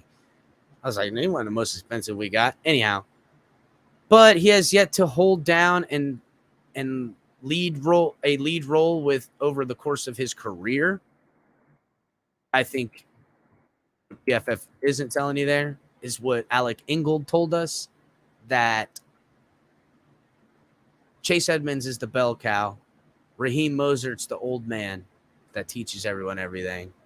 Sylvan Ahmed and Myles Gaskin are the, twitching third down. And then you got Alec Ingold, just smash mouth football. PFF rated Sony Michel the 52nd running back amongst 62 last season, 3 spots lower than Myles Gaskin, which is why Michel has been cut. At least one of the reasons. PFF ranks Mike Gesicki 13th among all tight ends, noting Gesicki ranked 7th amongst tight ends in the slot receiving grade since 2020. He's been highly effective against single coverage thanks to his massive frame. Over the past 2 seasons, Gesicki has racked up the third most receiving yards against single coverage among tight ends and leads the pack in contested catches on such plays. Sam Monson made some interesting points on the Kyle Shanahan offense that Miami will feature. Now, his former offensive coordinator is the head coach of Miami Dolphins in charge of replicating the magic for the Dolphins. Under Shanahan, quarterbacks like Nick Mullins were able to post a career average high attempt figures of 7.7. That's the same as Aaron Rodgers managed last season for the Packers on his way to his MVP season. Jimmy Garoppolo might be a walking injury report, but he has had a career yard per average of 8.4. Last season, only Joe Burrow averaged more than Jimmy Garoppolo. Shanahan's system is quarterback friendly. It also has a history of coaxing career years out of offensive linemen, which won't hurt Miami's rebuilding project there in the O-line room. Tagovailoa has averaged 6.6 yards per attempt in his career. And Munson said Jared Goff has a lower big-time throw rate over that time than Tua's 2.5 by any measure, but has not shown he can be a franchise quarterback. But there is a strong argument that his situation was prohibitively bad, and there is no chance for him to do so and have a better percentage for long throw balls. PFF ranks Tua in a prove it or lose it category in the NFL quarterback group. That is potentially the last year of starting for him. Tagovailoa is in that group at PFF, along with Jameis Winston, Daniel Jones, Drew Lock, and Jalen Hurts. PFF ranks Tyreek Hill, 5th amongst all wide receivers, noting that he showed that he was more than a deep threat this past year, with his combined 75 first downs and touchdowns tied for the 3rd most amongst wide receivers in the regular season. But his average depth of target dipped to 11 yards this year, his lowest since his rookie campaign.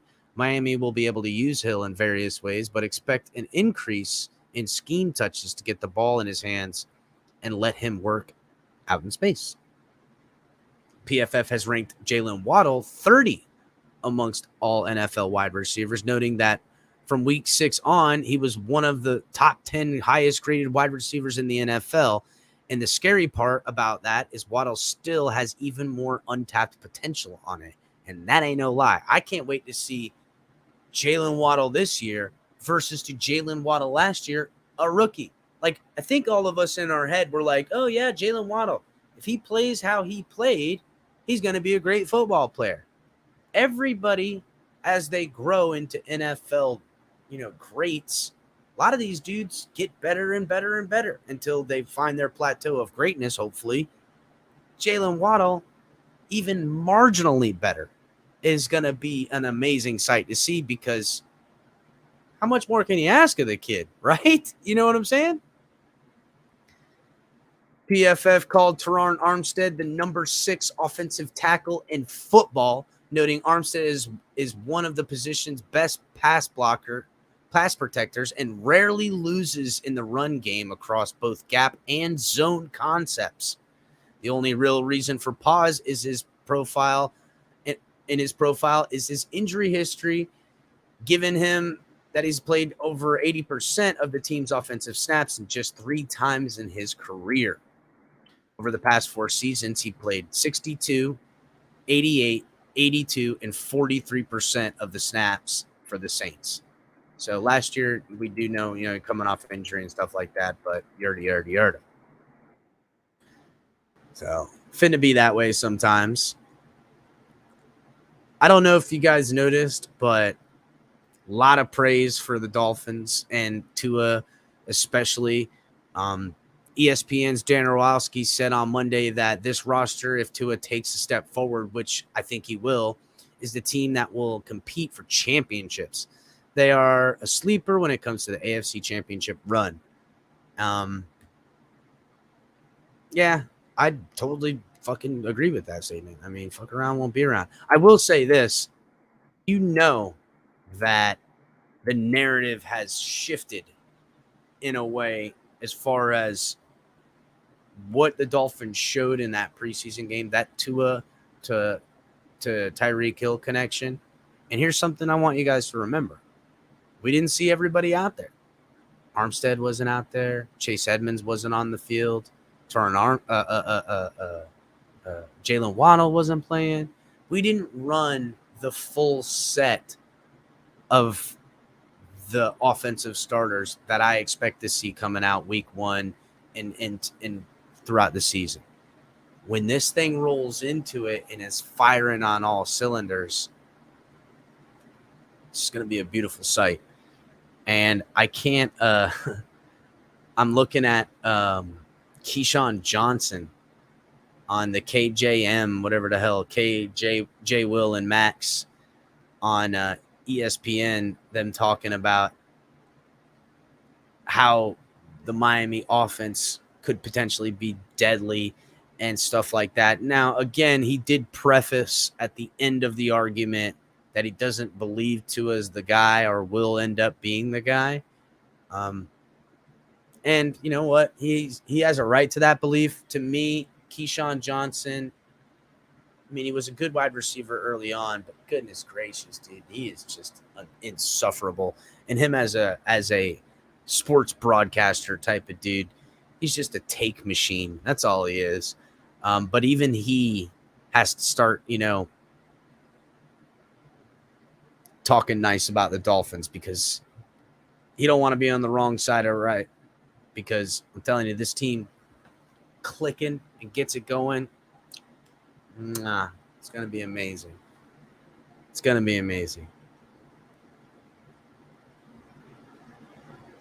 It is the only thing I worry about from this point on is the O-line and Tua not, the O-line blocking well for Tua and giving him time to process and do what he needs to do, and Tua not sustaining any really poor, bad injuries. It's not what I want, man. I don't want any of that nonsense. Cannot have Tua taking a bad injury. Can't have it. Let's see. I think we had a couple of thingy-my-jiggies around this else we want to go into. We'll do real quick? We'll go through the rundown. Make sure everybody's hitting the like button, subscribing if you're new. If you're watching on Facebook, Twitch, and Twitter, come on over here and subscribe to the channel and hit the like button, please.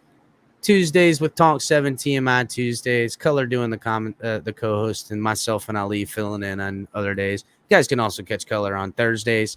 Going to be catching them in some mornings with some coffee and a cup of Color every now and again too. Ali's Late Night Exhale on Saturday, crushing it, doing some fantasy talk, doing all kinds of good stuff. Make sure to check it out. And then you guys got me, El Capitan, coming to you at night, Sunday, Monday, Wednesday, Friday, sometimes during the day, sometimes in the morning, sometimes in the evening. Just come check a brother out. Fanatics link is in the description. Get yourself your Dolphins gear there and help support the show in that way. Also, get some of our gear. Love that much. For all you guys that didn't see it, go back when Ali first jumped on. He bought the first ever TFTG flag. It's huge. Big, massive flag. Worth the money. Go to the tailgate parties. Represent. And also, guys, Backroom Collections link is in the description. Use offer code #TFTG to get 10% off of all of your purchases. Use Backroom Collections. Use Fanatics, wherever it is. Fanatics. Backroom Collections. Fanatics. Buy some shit. Donate to the show, guys. Super Chat is live. Help a brother out. Help the show grow. Appreciate it always, everyone. Anyhow, Scott Jackson, Keyshawn Johnson is the best thing after Mike Tannenbaum. Pete. Goodness gracious. HB in the back, you could change the whatchamacallit if you need to. I seen you were messing with the brands. If you need to change back to Ali, go ahead. I'll put it in there for you. Irving says, I think I've seen Tua actually go through more than one multiple read times in the game last season, and I think there's certainly miscommunication in the defense, certain coverages. Mo Ali says, El Capitan is the fakest Dolphin fan ever. You're right, Mo. I appreciate you coming here and awarding me with your fucking lie. So it's whatever. I have more Dolphins blood, aqua and orange, than anybody. So, sorry. Been to games in every stadium as it's changed over the years. When you guys talk about the Dolphins, you're talking about my football team. Mine.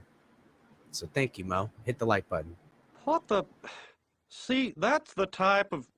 I'm going to kick your ass. Getting it. Would Thompson have developed as well with Flores and company? That is an amazing question, 19 Dolphins 84. That is a really, really good question. I got to say no.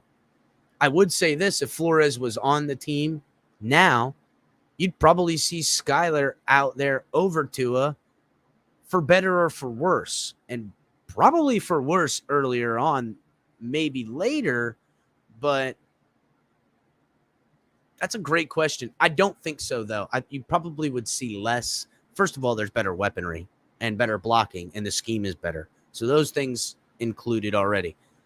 Also, Skyler knows this kind of scheme pretty, already. And Darren Bevel, to me, is the grease in the engine, 19 Dolphins 84.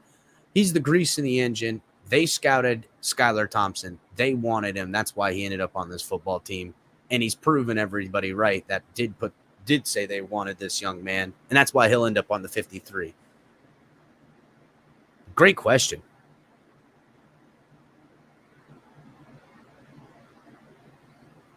Precision power. Yeah, Jordan Love sucks. You know what, AB, you're right. Flores wouldn't have drafted Skylar.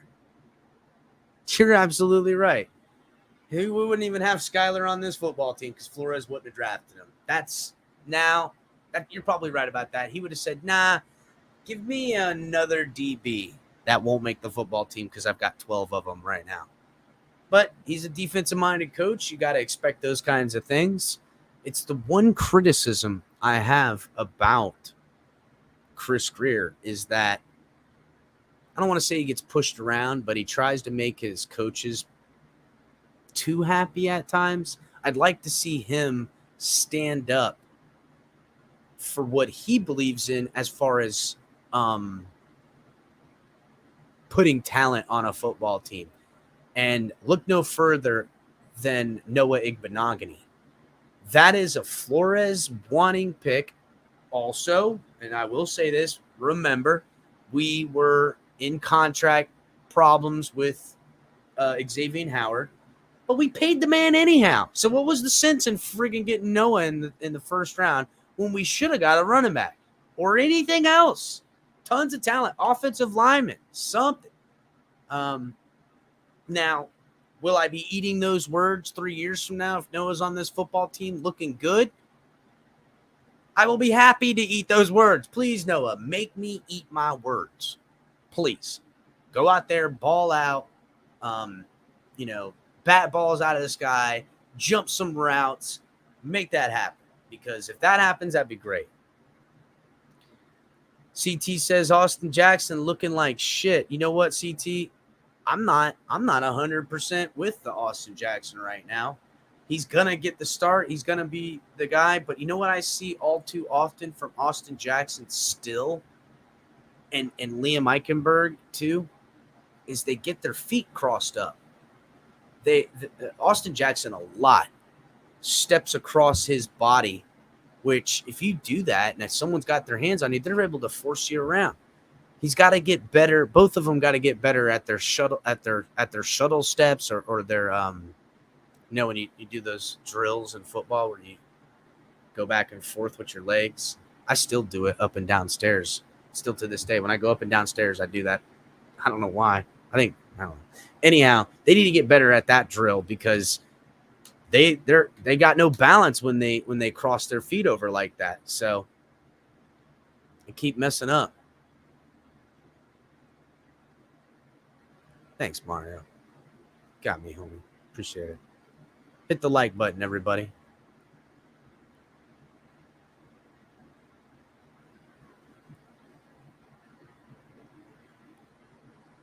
What's scripted? Be quiet, David. Shh. Don't tell kid. Don't be quiet. Greer makes Eichenberg and Jackson are his picks. Eichenberg, I wasn't against the pick. The Jackson pick, I was surprised a little bit about. Not that we took a tackle, but that we took him. I didn't really have him graded that high back that day. I forget who I had. Might have it around here somewhere.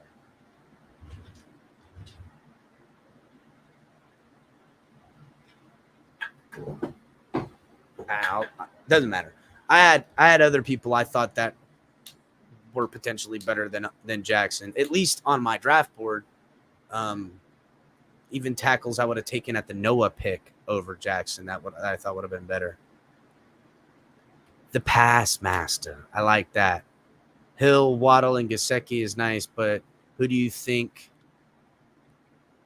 is getting rocked? Personally, I like the line. Mark my words. They will be hell, and they will churn out 1,000-yard rusher. Really? So if they churn out 1,000-yard rusher, I'm guessing you're meaning Chase Edmonds, the pass master.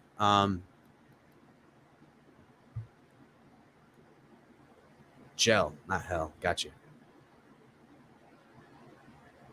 I don't know.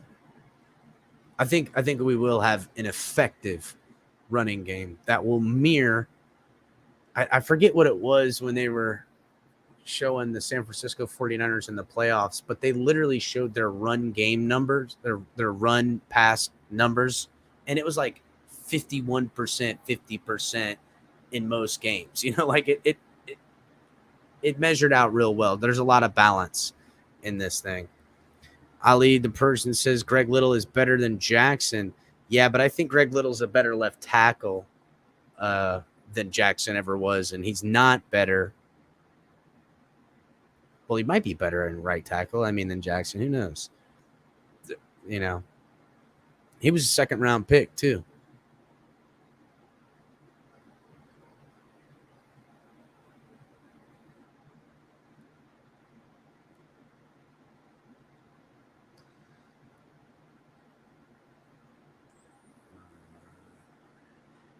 Jarvis Eubanks says Craig Sebring, it took all 17 for Waddle to hit that 1,000 with the top QB. He would have smashed that 1,000 receiving yards. I think Jarvis, Waddle got fed a lot of those catches because we've seen so many people go down with injury, offensive line, scheme, all those reasons. I think he's going to smash the hell out of 1,000 yards along with Hill this year because I just feel like this pass game is just going to chew it up and eat. It's just going to be happening. I think we're all going to be immensely excited about the future of this football team and this scheme with these players. The real question, and I know people don't like me saying it, is can Tua stay healthy a whole season where you can feel confident as proclaiming him a franchise quarterback? That's really the question. I do like that they're doing the right things. They're getting a mobile, rolling them out, bootlegs, the play action, bro. Why haven't we done this? We've been talking about doing this type of crap forever, doing the play action. And, when I heard the RPO, we've seen so many people try to make the RPO their based offense, and it just doesn't work. You can run some RPO, but you can't make it your bread and butter. And you get the play action and the RPO mixing it up with this run game. We're going to be golden.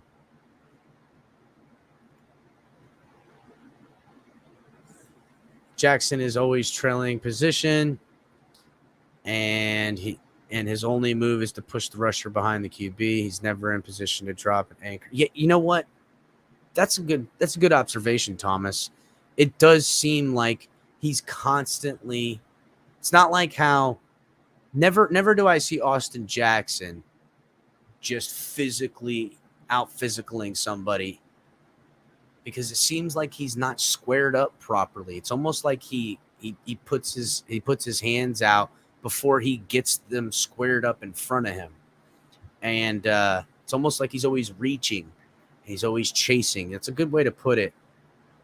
And he's not strong enough to overcome the reaching, kind of like Solomon Kinley is, where Solomon Kinley reaches, but as long as he gets his hands on you, he's going to fucking make you go down. So I don't know if he needs to work on his strength. He needs to work on his agility, but he's got to work on something. El Capitan, when was the last time Bama produced an all-pro QB? You know what, Jarvis? And I said this a couple days ago, and you're 1,000,000% correct. Are we so fortunate and lucky, Dolphins fans, that we're going to break the narrative on a quarterback from a team that we've known to be a fact that you don't draft quarterbacks from because of how stacked their football team is? I don't know. You know, the Patriots look at Mac Jones in this way. We looked at Tua in this way. Both performed well in college football. Tua still needs to prove some things, which I think he will this year. And Mac Jones, to me, still needs to prove some stuff. I know people are crowning him fucking MVP and shit. What the hell are they talking about? But, you know, yeah, I agree with you, Jarvis. It's for real.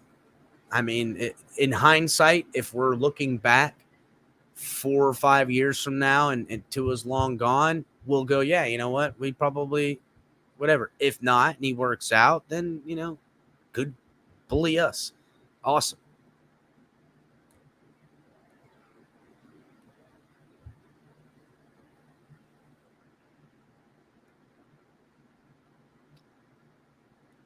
Shout out to Ailman for the $5 donation. Really appreciate it, homie. Thank you for supporting the program. Really, really appreciate it. I think Gaskin made the team due to his blocking skills. He's very underrated. Ailman, I've been saying Gaskin's making this football team, brother. He needs to stay on the football team. We forget how versatile and how good Gaskin has been. And really, if you want all the reasons why Tua had shortcomings, and I'll list them right now. What are the top reasons why Tua didn't perform to our standards that are given a lot of times more as excuses rather than actual reasons? But we'll say this. Piss poor blocking, bad scheme, bad offense. All those don't help a running back either. We've seen Gaskin when things are moving well, how effective he can be. And so, and I don't think Gaskin's built to be the bell cow running back. And that's kind of how they had him in that role early last year. And I think he took a little bit of a beating. I think him in rotation as a second, third, whatever is perfect role for him. So yeah, I expect him to be on this football team. And thank you again for the $5 donation. 1,000,000%, guys. Let's see here what we got going on. Let's see if I can pull this up. There was something that the Dolphins released today I wanted to show you guys. Let me see. I forget where I heard it, but we were talking about, surprise cuts, and some people were speculating, a surprise cut that they could see would be Landon Roberts. I do not see this team cutting Landon Roberts. Do they pick up another another linebacker? Yeah, I think that's very likely that they rotate another linebacker around here. Paul says, El Capitan, if Tua stays healthy, I see 4,200 yards, 32 passing touchdowns, and 11 or less interceptions. Paul, that is almost quite literally the numbers I said. 32 plus touchdowns, 12, 13 or less interceptions, and 4,200 passing yards. Those are literally, Paul, I forget where I predicted it, which show it was. They are quite literally the numbers I'm looking at if Tua plays every game, all 17 games this year. Those are the numbers I expect. Couple those passing numbers along with a rushing attack that we haven't had here in Miami for some time. Those numbers dictate, along with this defense. Don't forget, We have been nothing but a defensive team until McDaniel came here. The defense didn't all buy. It's not like everybody's gone. Everybody's really still here. That matters, most importantly to the scheme. We getting into playoffs. That's why I've been saying Tua puts up those numbers, Paul. We take in the AFC East. Book it. Tua plays every game and gets these numbers: 32 plus touchdowns, 4,200 plus passing yards, and no more than 12 or 13 interceptions. We will win the AFC East. Take it to the bank. Lisa says if we had taken Herbert under Flores, he would have been the same QB you see with the. He wouldn't have been the same QB you see with the Chargers. You're probably right, Lisa. There's definitely a lot more reasons we could have seen Herbert fail a lot. But you know what, though? I will say this. The year Herbert had his rookie year, they had the worst ranked offensive line in the NFL. And he broke all kinds of rookie quarterback records that year. Now, granted, he does have better weapons to throw the ball to. And I think that was the year they got that running back on the team too. And it was kind of one of those things, just let the kid throw the football. Let's find out what he can do all year. And he really showed up in a big way. I really can't help but feel that the reason Herbert didn't get drafted on the Dolphins is the overwhelming sentiment that was going to be Tannehill as well. How he standoffish, not a vocal type dude, just not.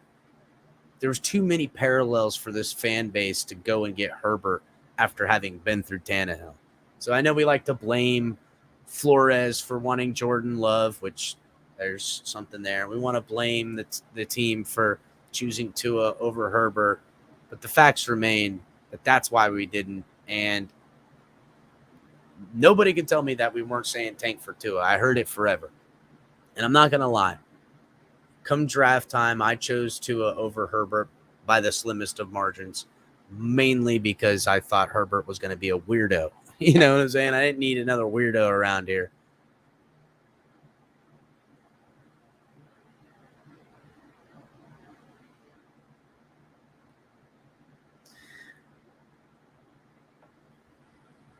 Rogero asks, is Lynn Bowden out? So, not yet. Not at this moment. He's not.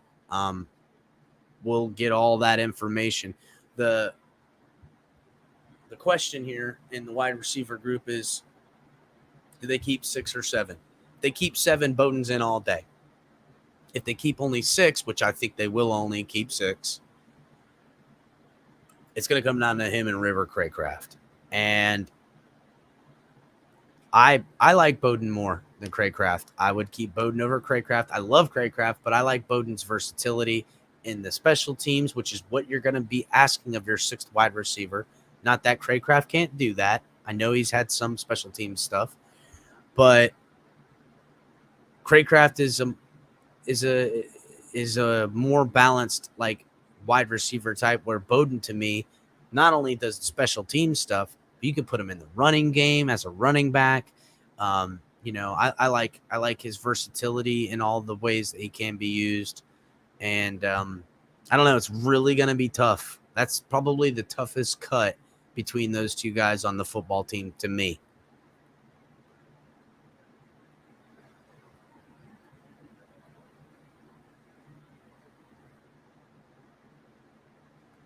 Thomas pointing out that sack that Jackson gave up. He says Tua definitely stepped the wrong way on that sack. He needed to step right away from the only, I feel like Tua kind of lost the guy behind him in that scenario. It's really, that was a coverage sack more than anything. And he did step the wrong way. He should have stepped up, or like you say, to the right. That would have been ideal.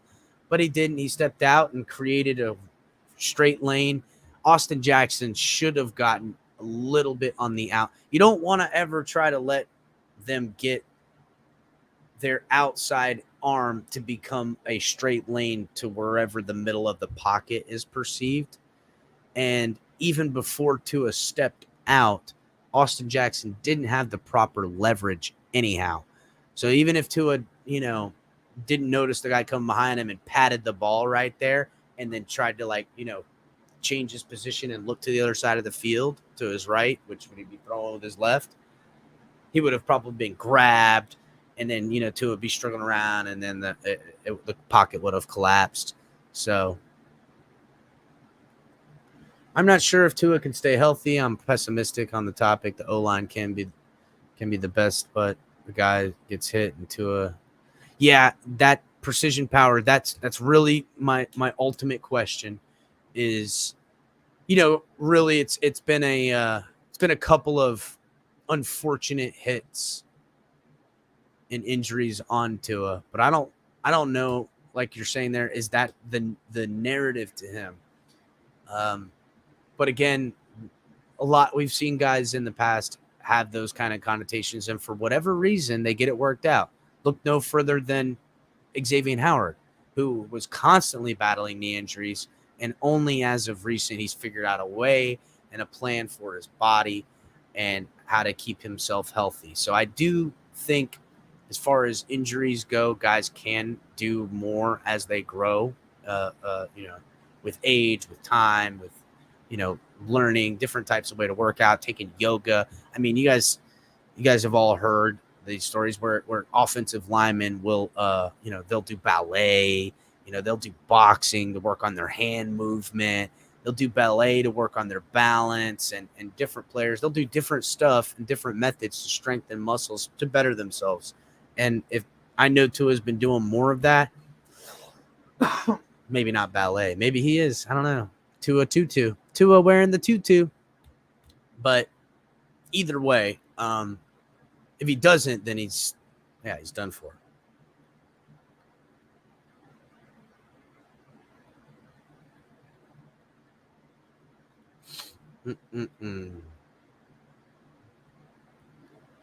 What is up, EM? See you sliding through here. Make sure you're hitting the like button, homie. How you been? Eric Hernandez says, if we cut Bowden, he's going to go on another team and he'll be solid. We got to keep him. We cut Bowden and or Craycraft. We'll probably see him on the fucking Patriots week 1. Right? Am I right or am I wrong? Bowden gets cut. Craycraft gets cut. They're picked up on the Patriots, who really doesn't have like the greatest of wide receivers right now. So just what I think.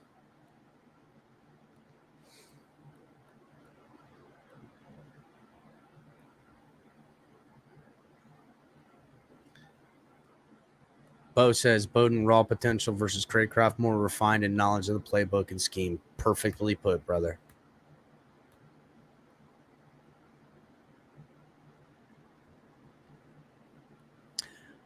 The past master says, I suppose we start Melvin Ingram opposite Emmanuel Ogbah, fourth team in 3 years. I think Ingram will rotate.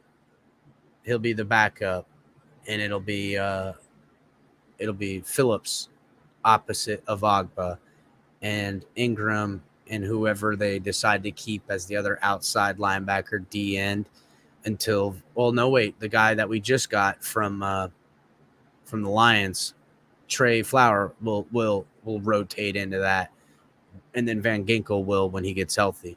But if we're talking starter, Phillips has got to be out there.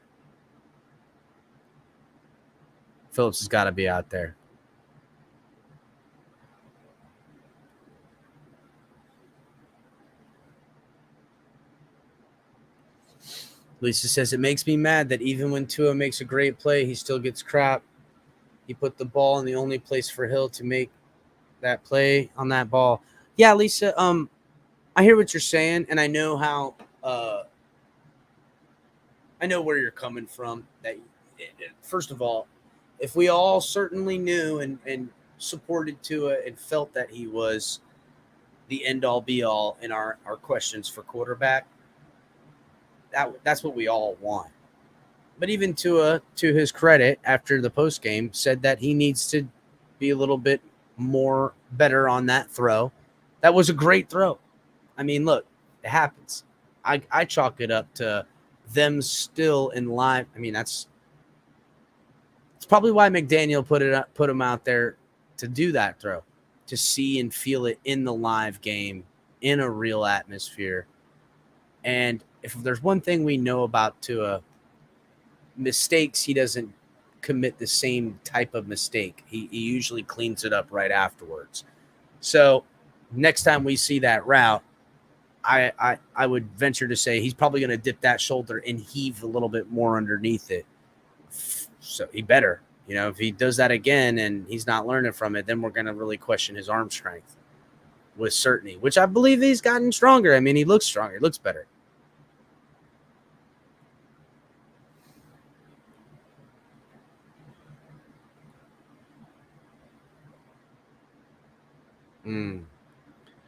To his durability is a huge issue. Not only that, his inconsistency is a factor alone. With his leadership skills, his arm gets weaker as the season goes along. To be honest, Tua lovers.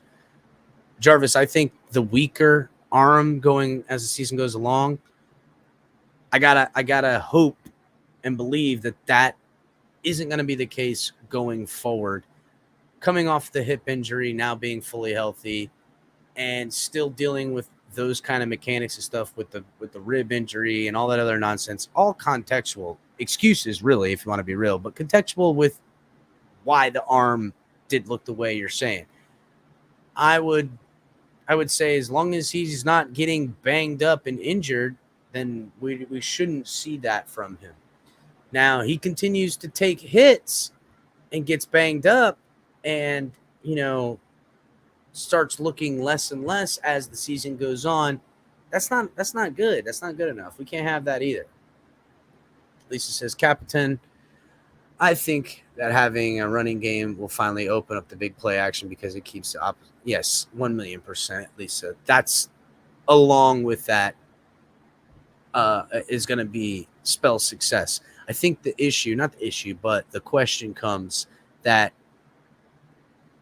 a good running game, good blocking, great weapons should spell success for anyone in the NFL playing quarterback.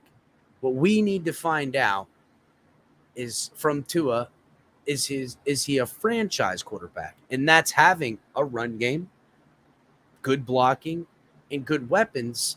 Can he not just play to what is expected minimally of that, but can he execute at the highest levels with these things? And when things aren't perfect, because let's be real, people go down, can in this scheme and being his third year and growing, along with taking injuries out of this equation, can he execute still?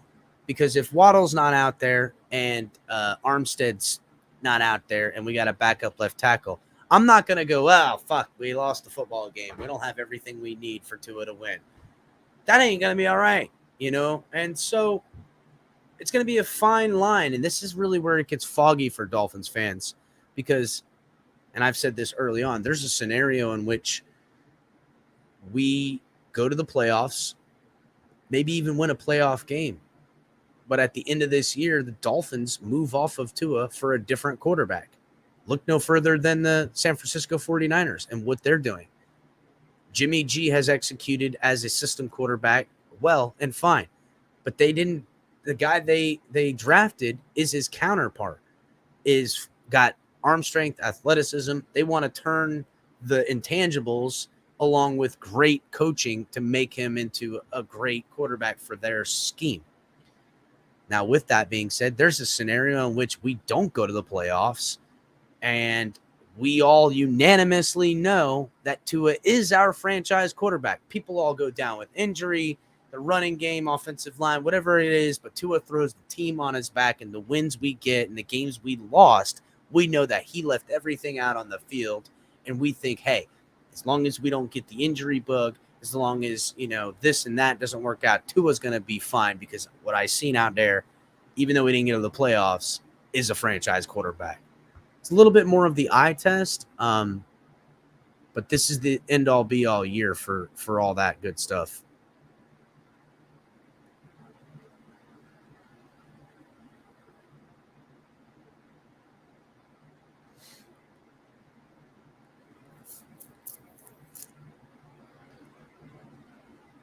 Let's see here. Oh, what's up? Sliding through the crib. What it is? What it do? How goes it, Stephen D?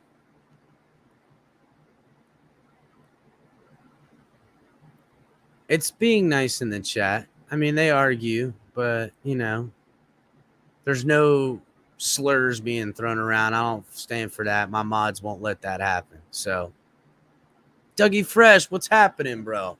Anyone critiquing that first throw by Tua needs to look at countless throws by Mahomes that were underthrown off target. Not perfect, imperfection in the NFL, actually. So, look, I know what you're saying, Dougie Fresh, and that's what we're paying, you know, Tyreek Hill $30 million a year for, to make the adjustment if the ball's a little behind or a little bit off. And we've seen him do that in Kansas City for Patrick Mahomes. But we've also seen the other thing where Patrick Mahomes puts a lot of air underneath it. Tyreek Hill has to turn up another gear too. Like, he's running. It's not like he hit him in stride. Tyreek Hill actually has to find, you know, the sixth gear and get way out and get underneath the football to run it in. I think the thing we want to see next time on the throw is what Tua wants to see next time on that throw. Just a little bit more air for perfection. And that is a critique that I think he would be okay with, and that I know everyone is okay with, because that's what it's about. Be critical on the good, be critical on the bad, and try to find the ways that we can grow, because this isn't about looking good. It isn't about finding out if, well, I'll say this. It isn't only about these things. It isn't only about looking good. It isn't only about being competitive. It isn't only about finding out if Tua is a franchise quarterback. What it's mainly about is winning the championship. It's winning a Super Bowl. That's the whole reason these thousands of players, these millions and millions and billions of dollars are spent to find out who El Jefe, El Capitan, the Kang of the jungle is. And that's what we want. And God bless it. For as much as the Dolphins fans fight amongst each other, and I love the fact that family fight like this, the insane amount of trash talking we are going to do is, and everything is going to be amazing. Chris, still don't read my comment. Damn. No, I know how you feel. LOL. What comment? I miss it? Chat's moving quick. I didn't even see it, Steven.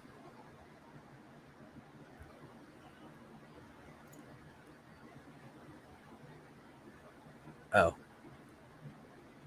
Dad, and thank you. Spreading kindness. Show me your kindness. Alrighty. Let's do the rundown, ladies and gentlemen. Ron before says Capitan, and it won't be fitting when we do it on the 5th year anniversary undefeated season. Oh my God, bro. Could you imagine? Perfection twice on a 50-year anniversary. I got the 30-year anniversary right here. It's just 30-year right there. Be buying that 50-year to hang up somewhere around yonder. And says Super Bowl champs on it too. Perfection again. Could you imagine the ring they would make? It'd be amazing. Let's do the rundown, guys. Make sure you're hitting the like button if you're watching Facebook, Twitch, and Twitter. Come on over here to YouTube, subscribe to the network, and check out all the great content we have here on the program. Starting out Tuesdays with Tonk 7, TMI Tuesdays, live around 9. Coming at you. Color commentary, doing the co-hosting and all that good stuff. Also, guys, you guys can catch Color on Thursdays and Coffee with Cup of Color sometimes in the mornings. Catch Ali, Late Night Exhale at 10 p.m. on Saturdays, crushing it. Then you got me, El Capitan, TFTG, Sunday, Monday, Wednesday, Friday, coming at you all the time. Cash App, Venmo, the Fins Tailgate, guys. Help support the show. You can also support the show through Fanatics, link in the description. There's also a link for all the good gear. Check it all out, guys. Get yourself a hat. Maybe get yourself a girlfriend. Ladies, don't think we forgot about you. There's some awesome yoga pants on that site, too. Check out all the swag. Get yourself a TFTG flag for the tailgate party. And Ali showed his flag that he just got on the show earlier. Monster flag. It's huge. Be able to fly it high and represent. Also, guys, we really appreciate donations through Super Chat. Much obliged. Help support the program. Really, really helps out a lot. And for anyone at the end, we got a... Or no, wait. We got a little something for next week. If you guys want to check it out, little intro video that we're going to be revealing. I guess I'll go ahead and show you guys. This will be the week 1 intro coming in. Check it out.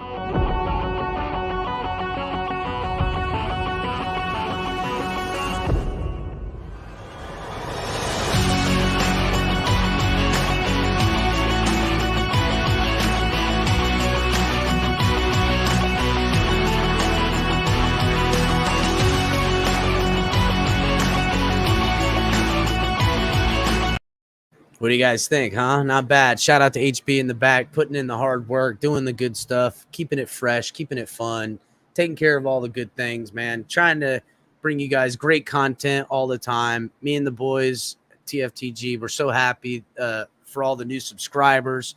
We're up past 2,300 now, growing, doing everything we can, working, burning the midnight oil. Got some new kind of formatted videos we're going to be doing here directly.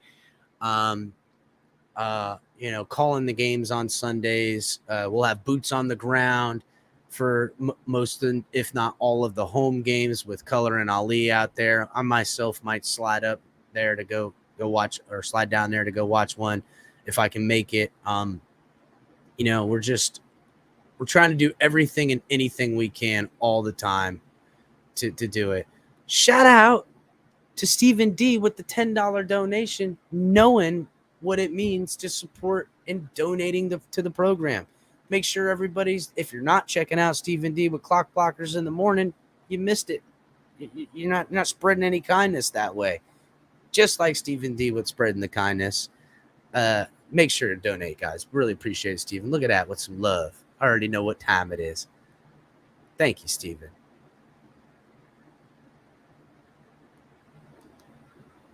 Oh, CT.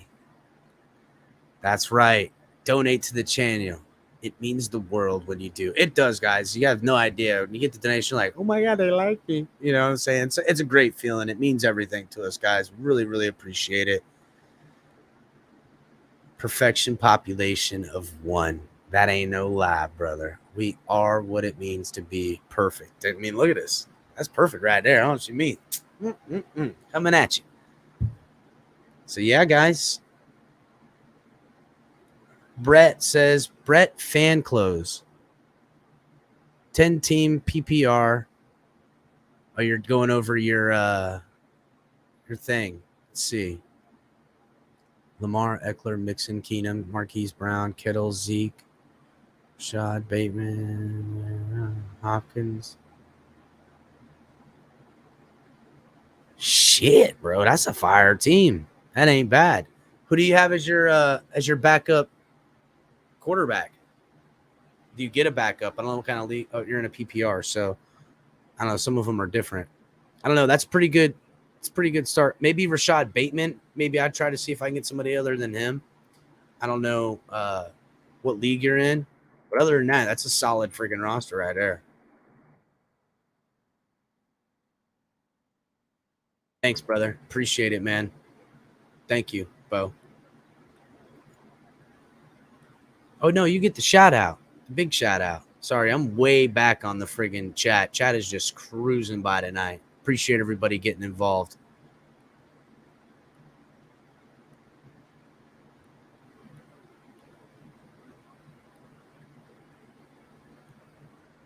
Yeah, Brett. I think you're golden on that.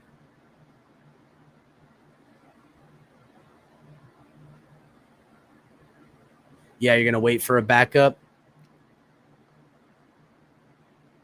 Honestly, I think a good backup quarterback you could probably get down there is Baker Mayfield. I think that'd be a good quarterback because you know how he plays. Sometimes he just goes balls to the wall.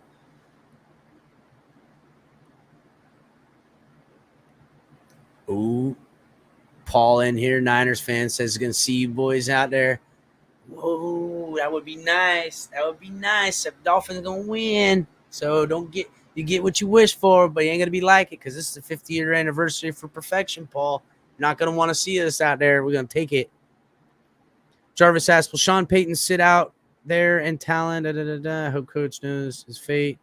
Yes, Jarvis. This is something we've speculated and talked about quite a bit. That if he doesn't show out, he could be a lame duck coach, and that would suck. And really, this is not uncommon in the NFL. Ready-made football team on offense and defense if they were to find another coach. And if you're Sean Payton, you're like, yeah, all right, I'll take the job. And then you look like the genius you've always looked on a ready-made football team.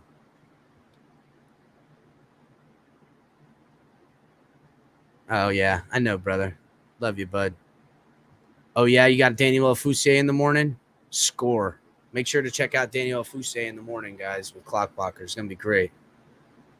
Sure, he's going to have a lot to say with the roster cuts coming up. It's going to be good.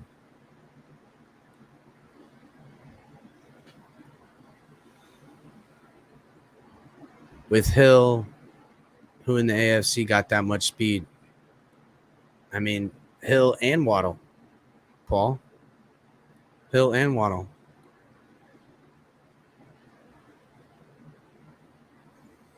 You're right, Pete.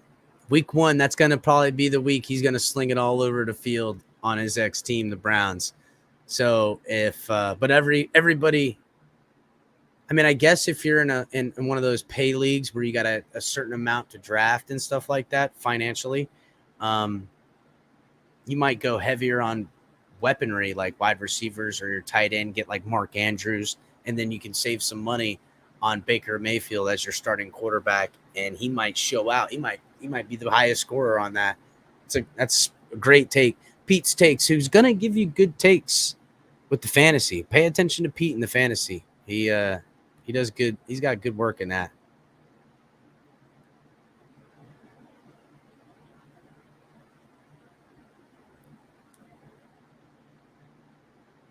Literally everyone hates Miami. That ain't no lie.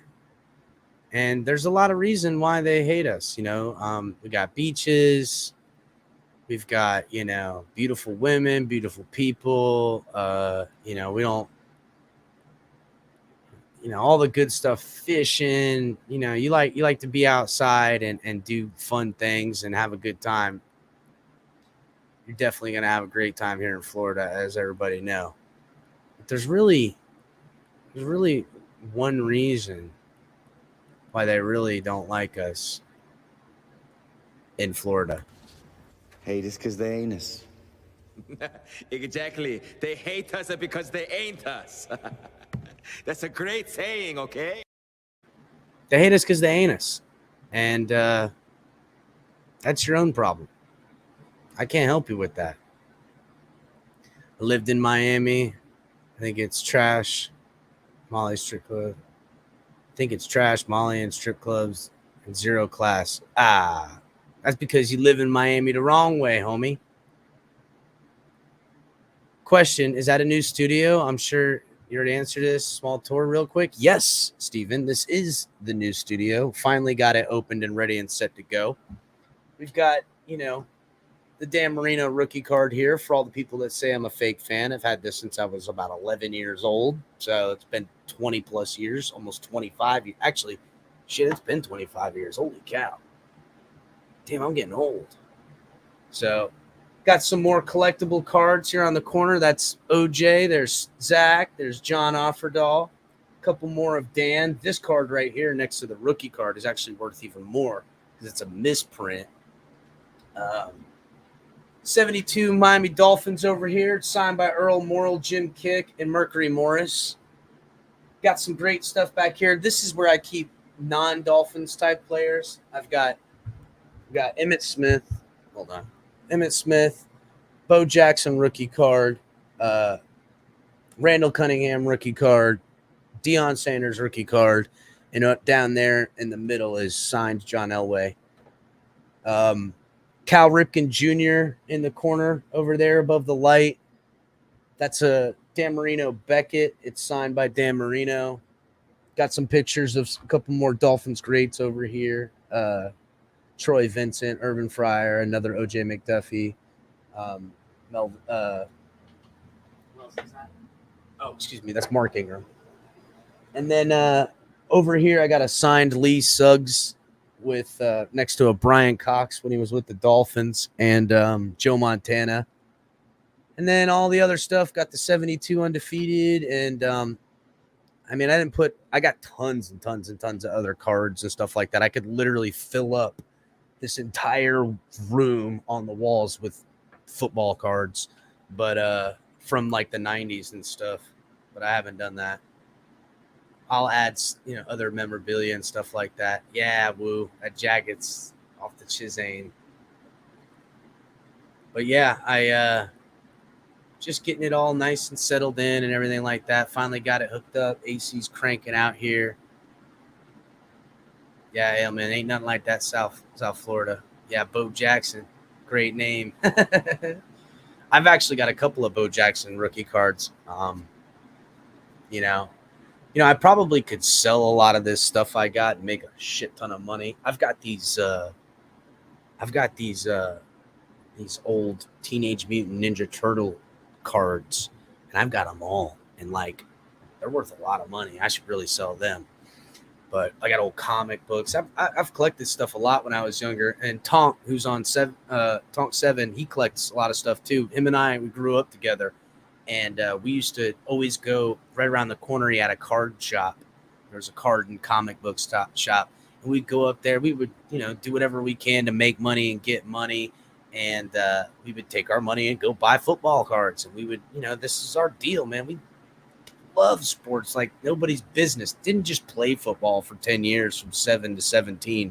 But also, we loved the game, him and I. We would just, learn other players, see all this stuff, man. We there's a and I love Dolphin fans because, and I love football fans in general because there's unanimousness. We can look back now in the time you hate Darrelle Revis because of Revis Island and stuff like that. But now that he's not playing anymore, you look at him like, damn, he's a great player and this and that and the third, there's just respect and stuff. And, I've got, shout out to the Buffalo Bills fans. I've got Jim Kelly and Thurman Thomas rookie cards that I got put away over there. So I've got some of the old greats like that.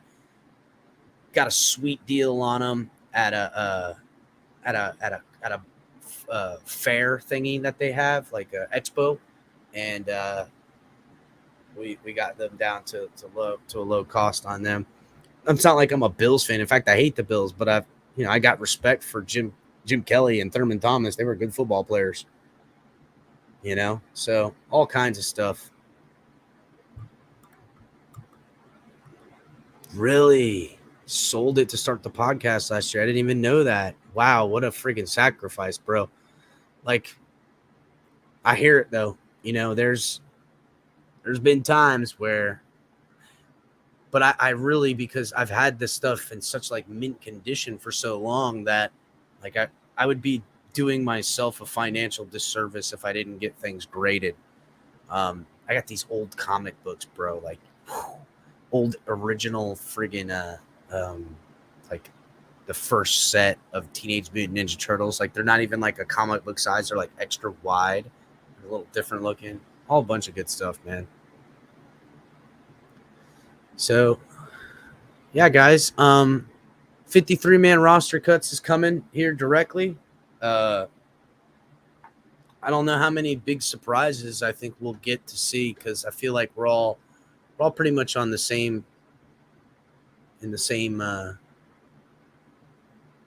wavelength and something like that.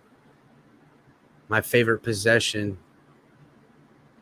is the Wheaties box when Marino signed a TD record. That's awesome. Yeah, that's awesome, Ron.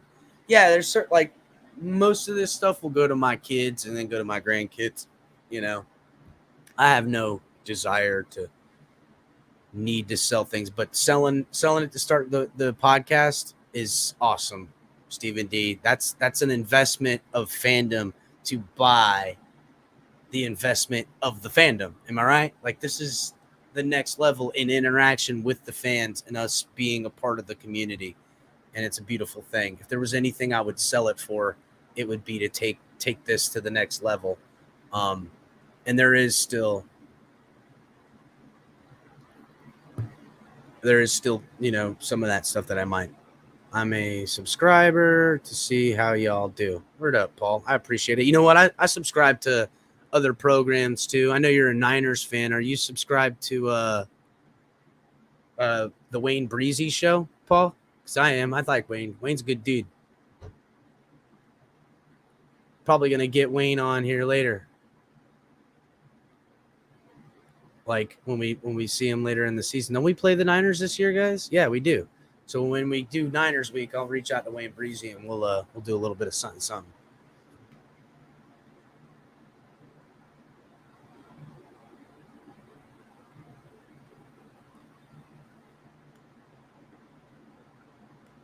Check out your Niners fan, Paul. Check out the Wayne Breezy show. Let him know El Capitan and TFTG sent you. He's a good dude. Great program he runs. Nice guy. You'll enjoy it. You like this nonsense and the chat and everything, you'll enjoy him. He's a good guy. Let him know I sent you.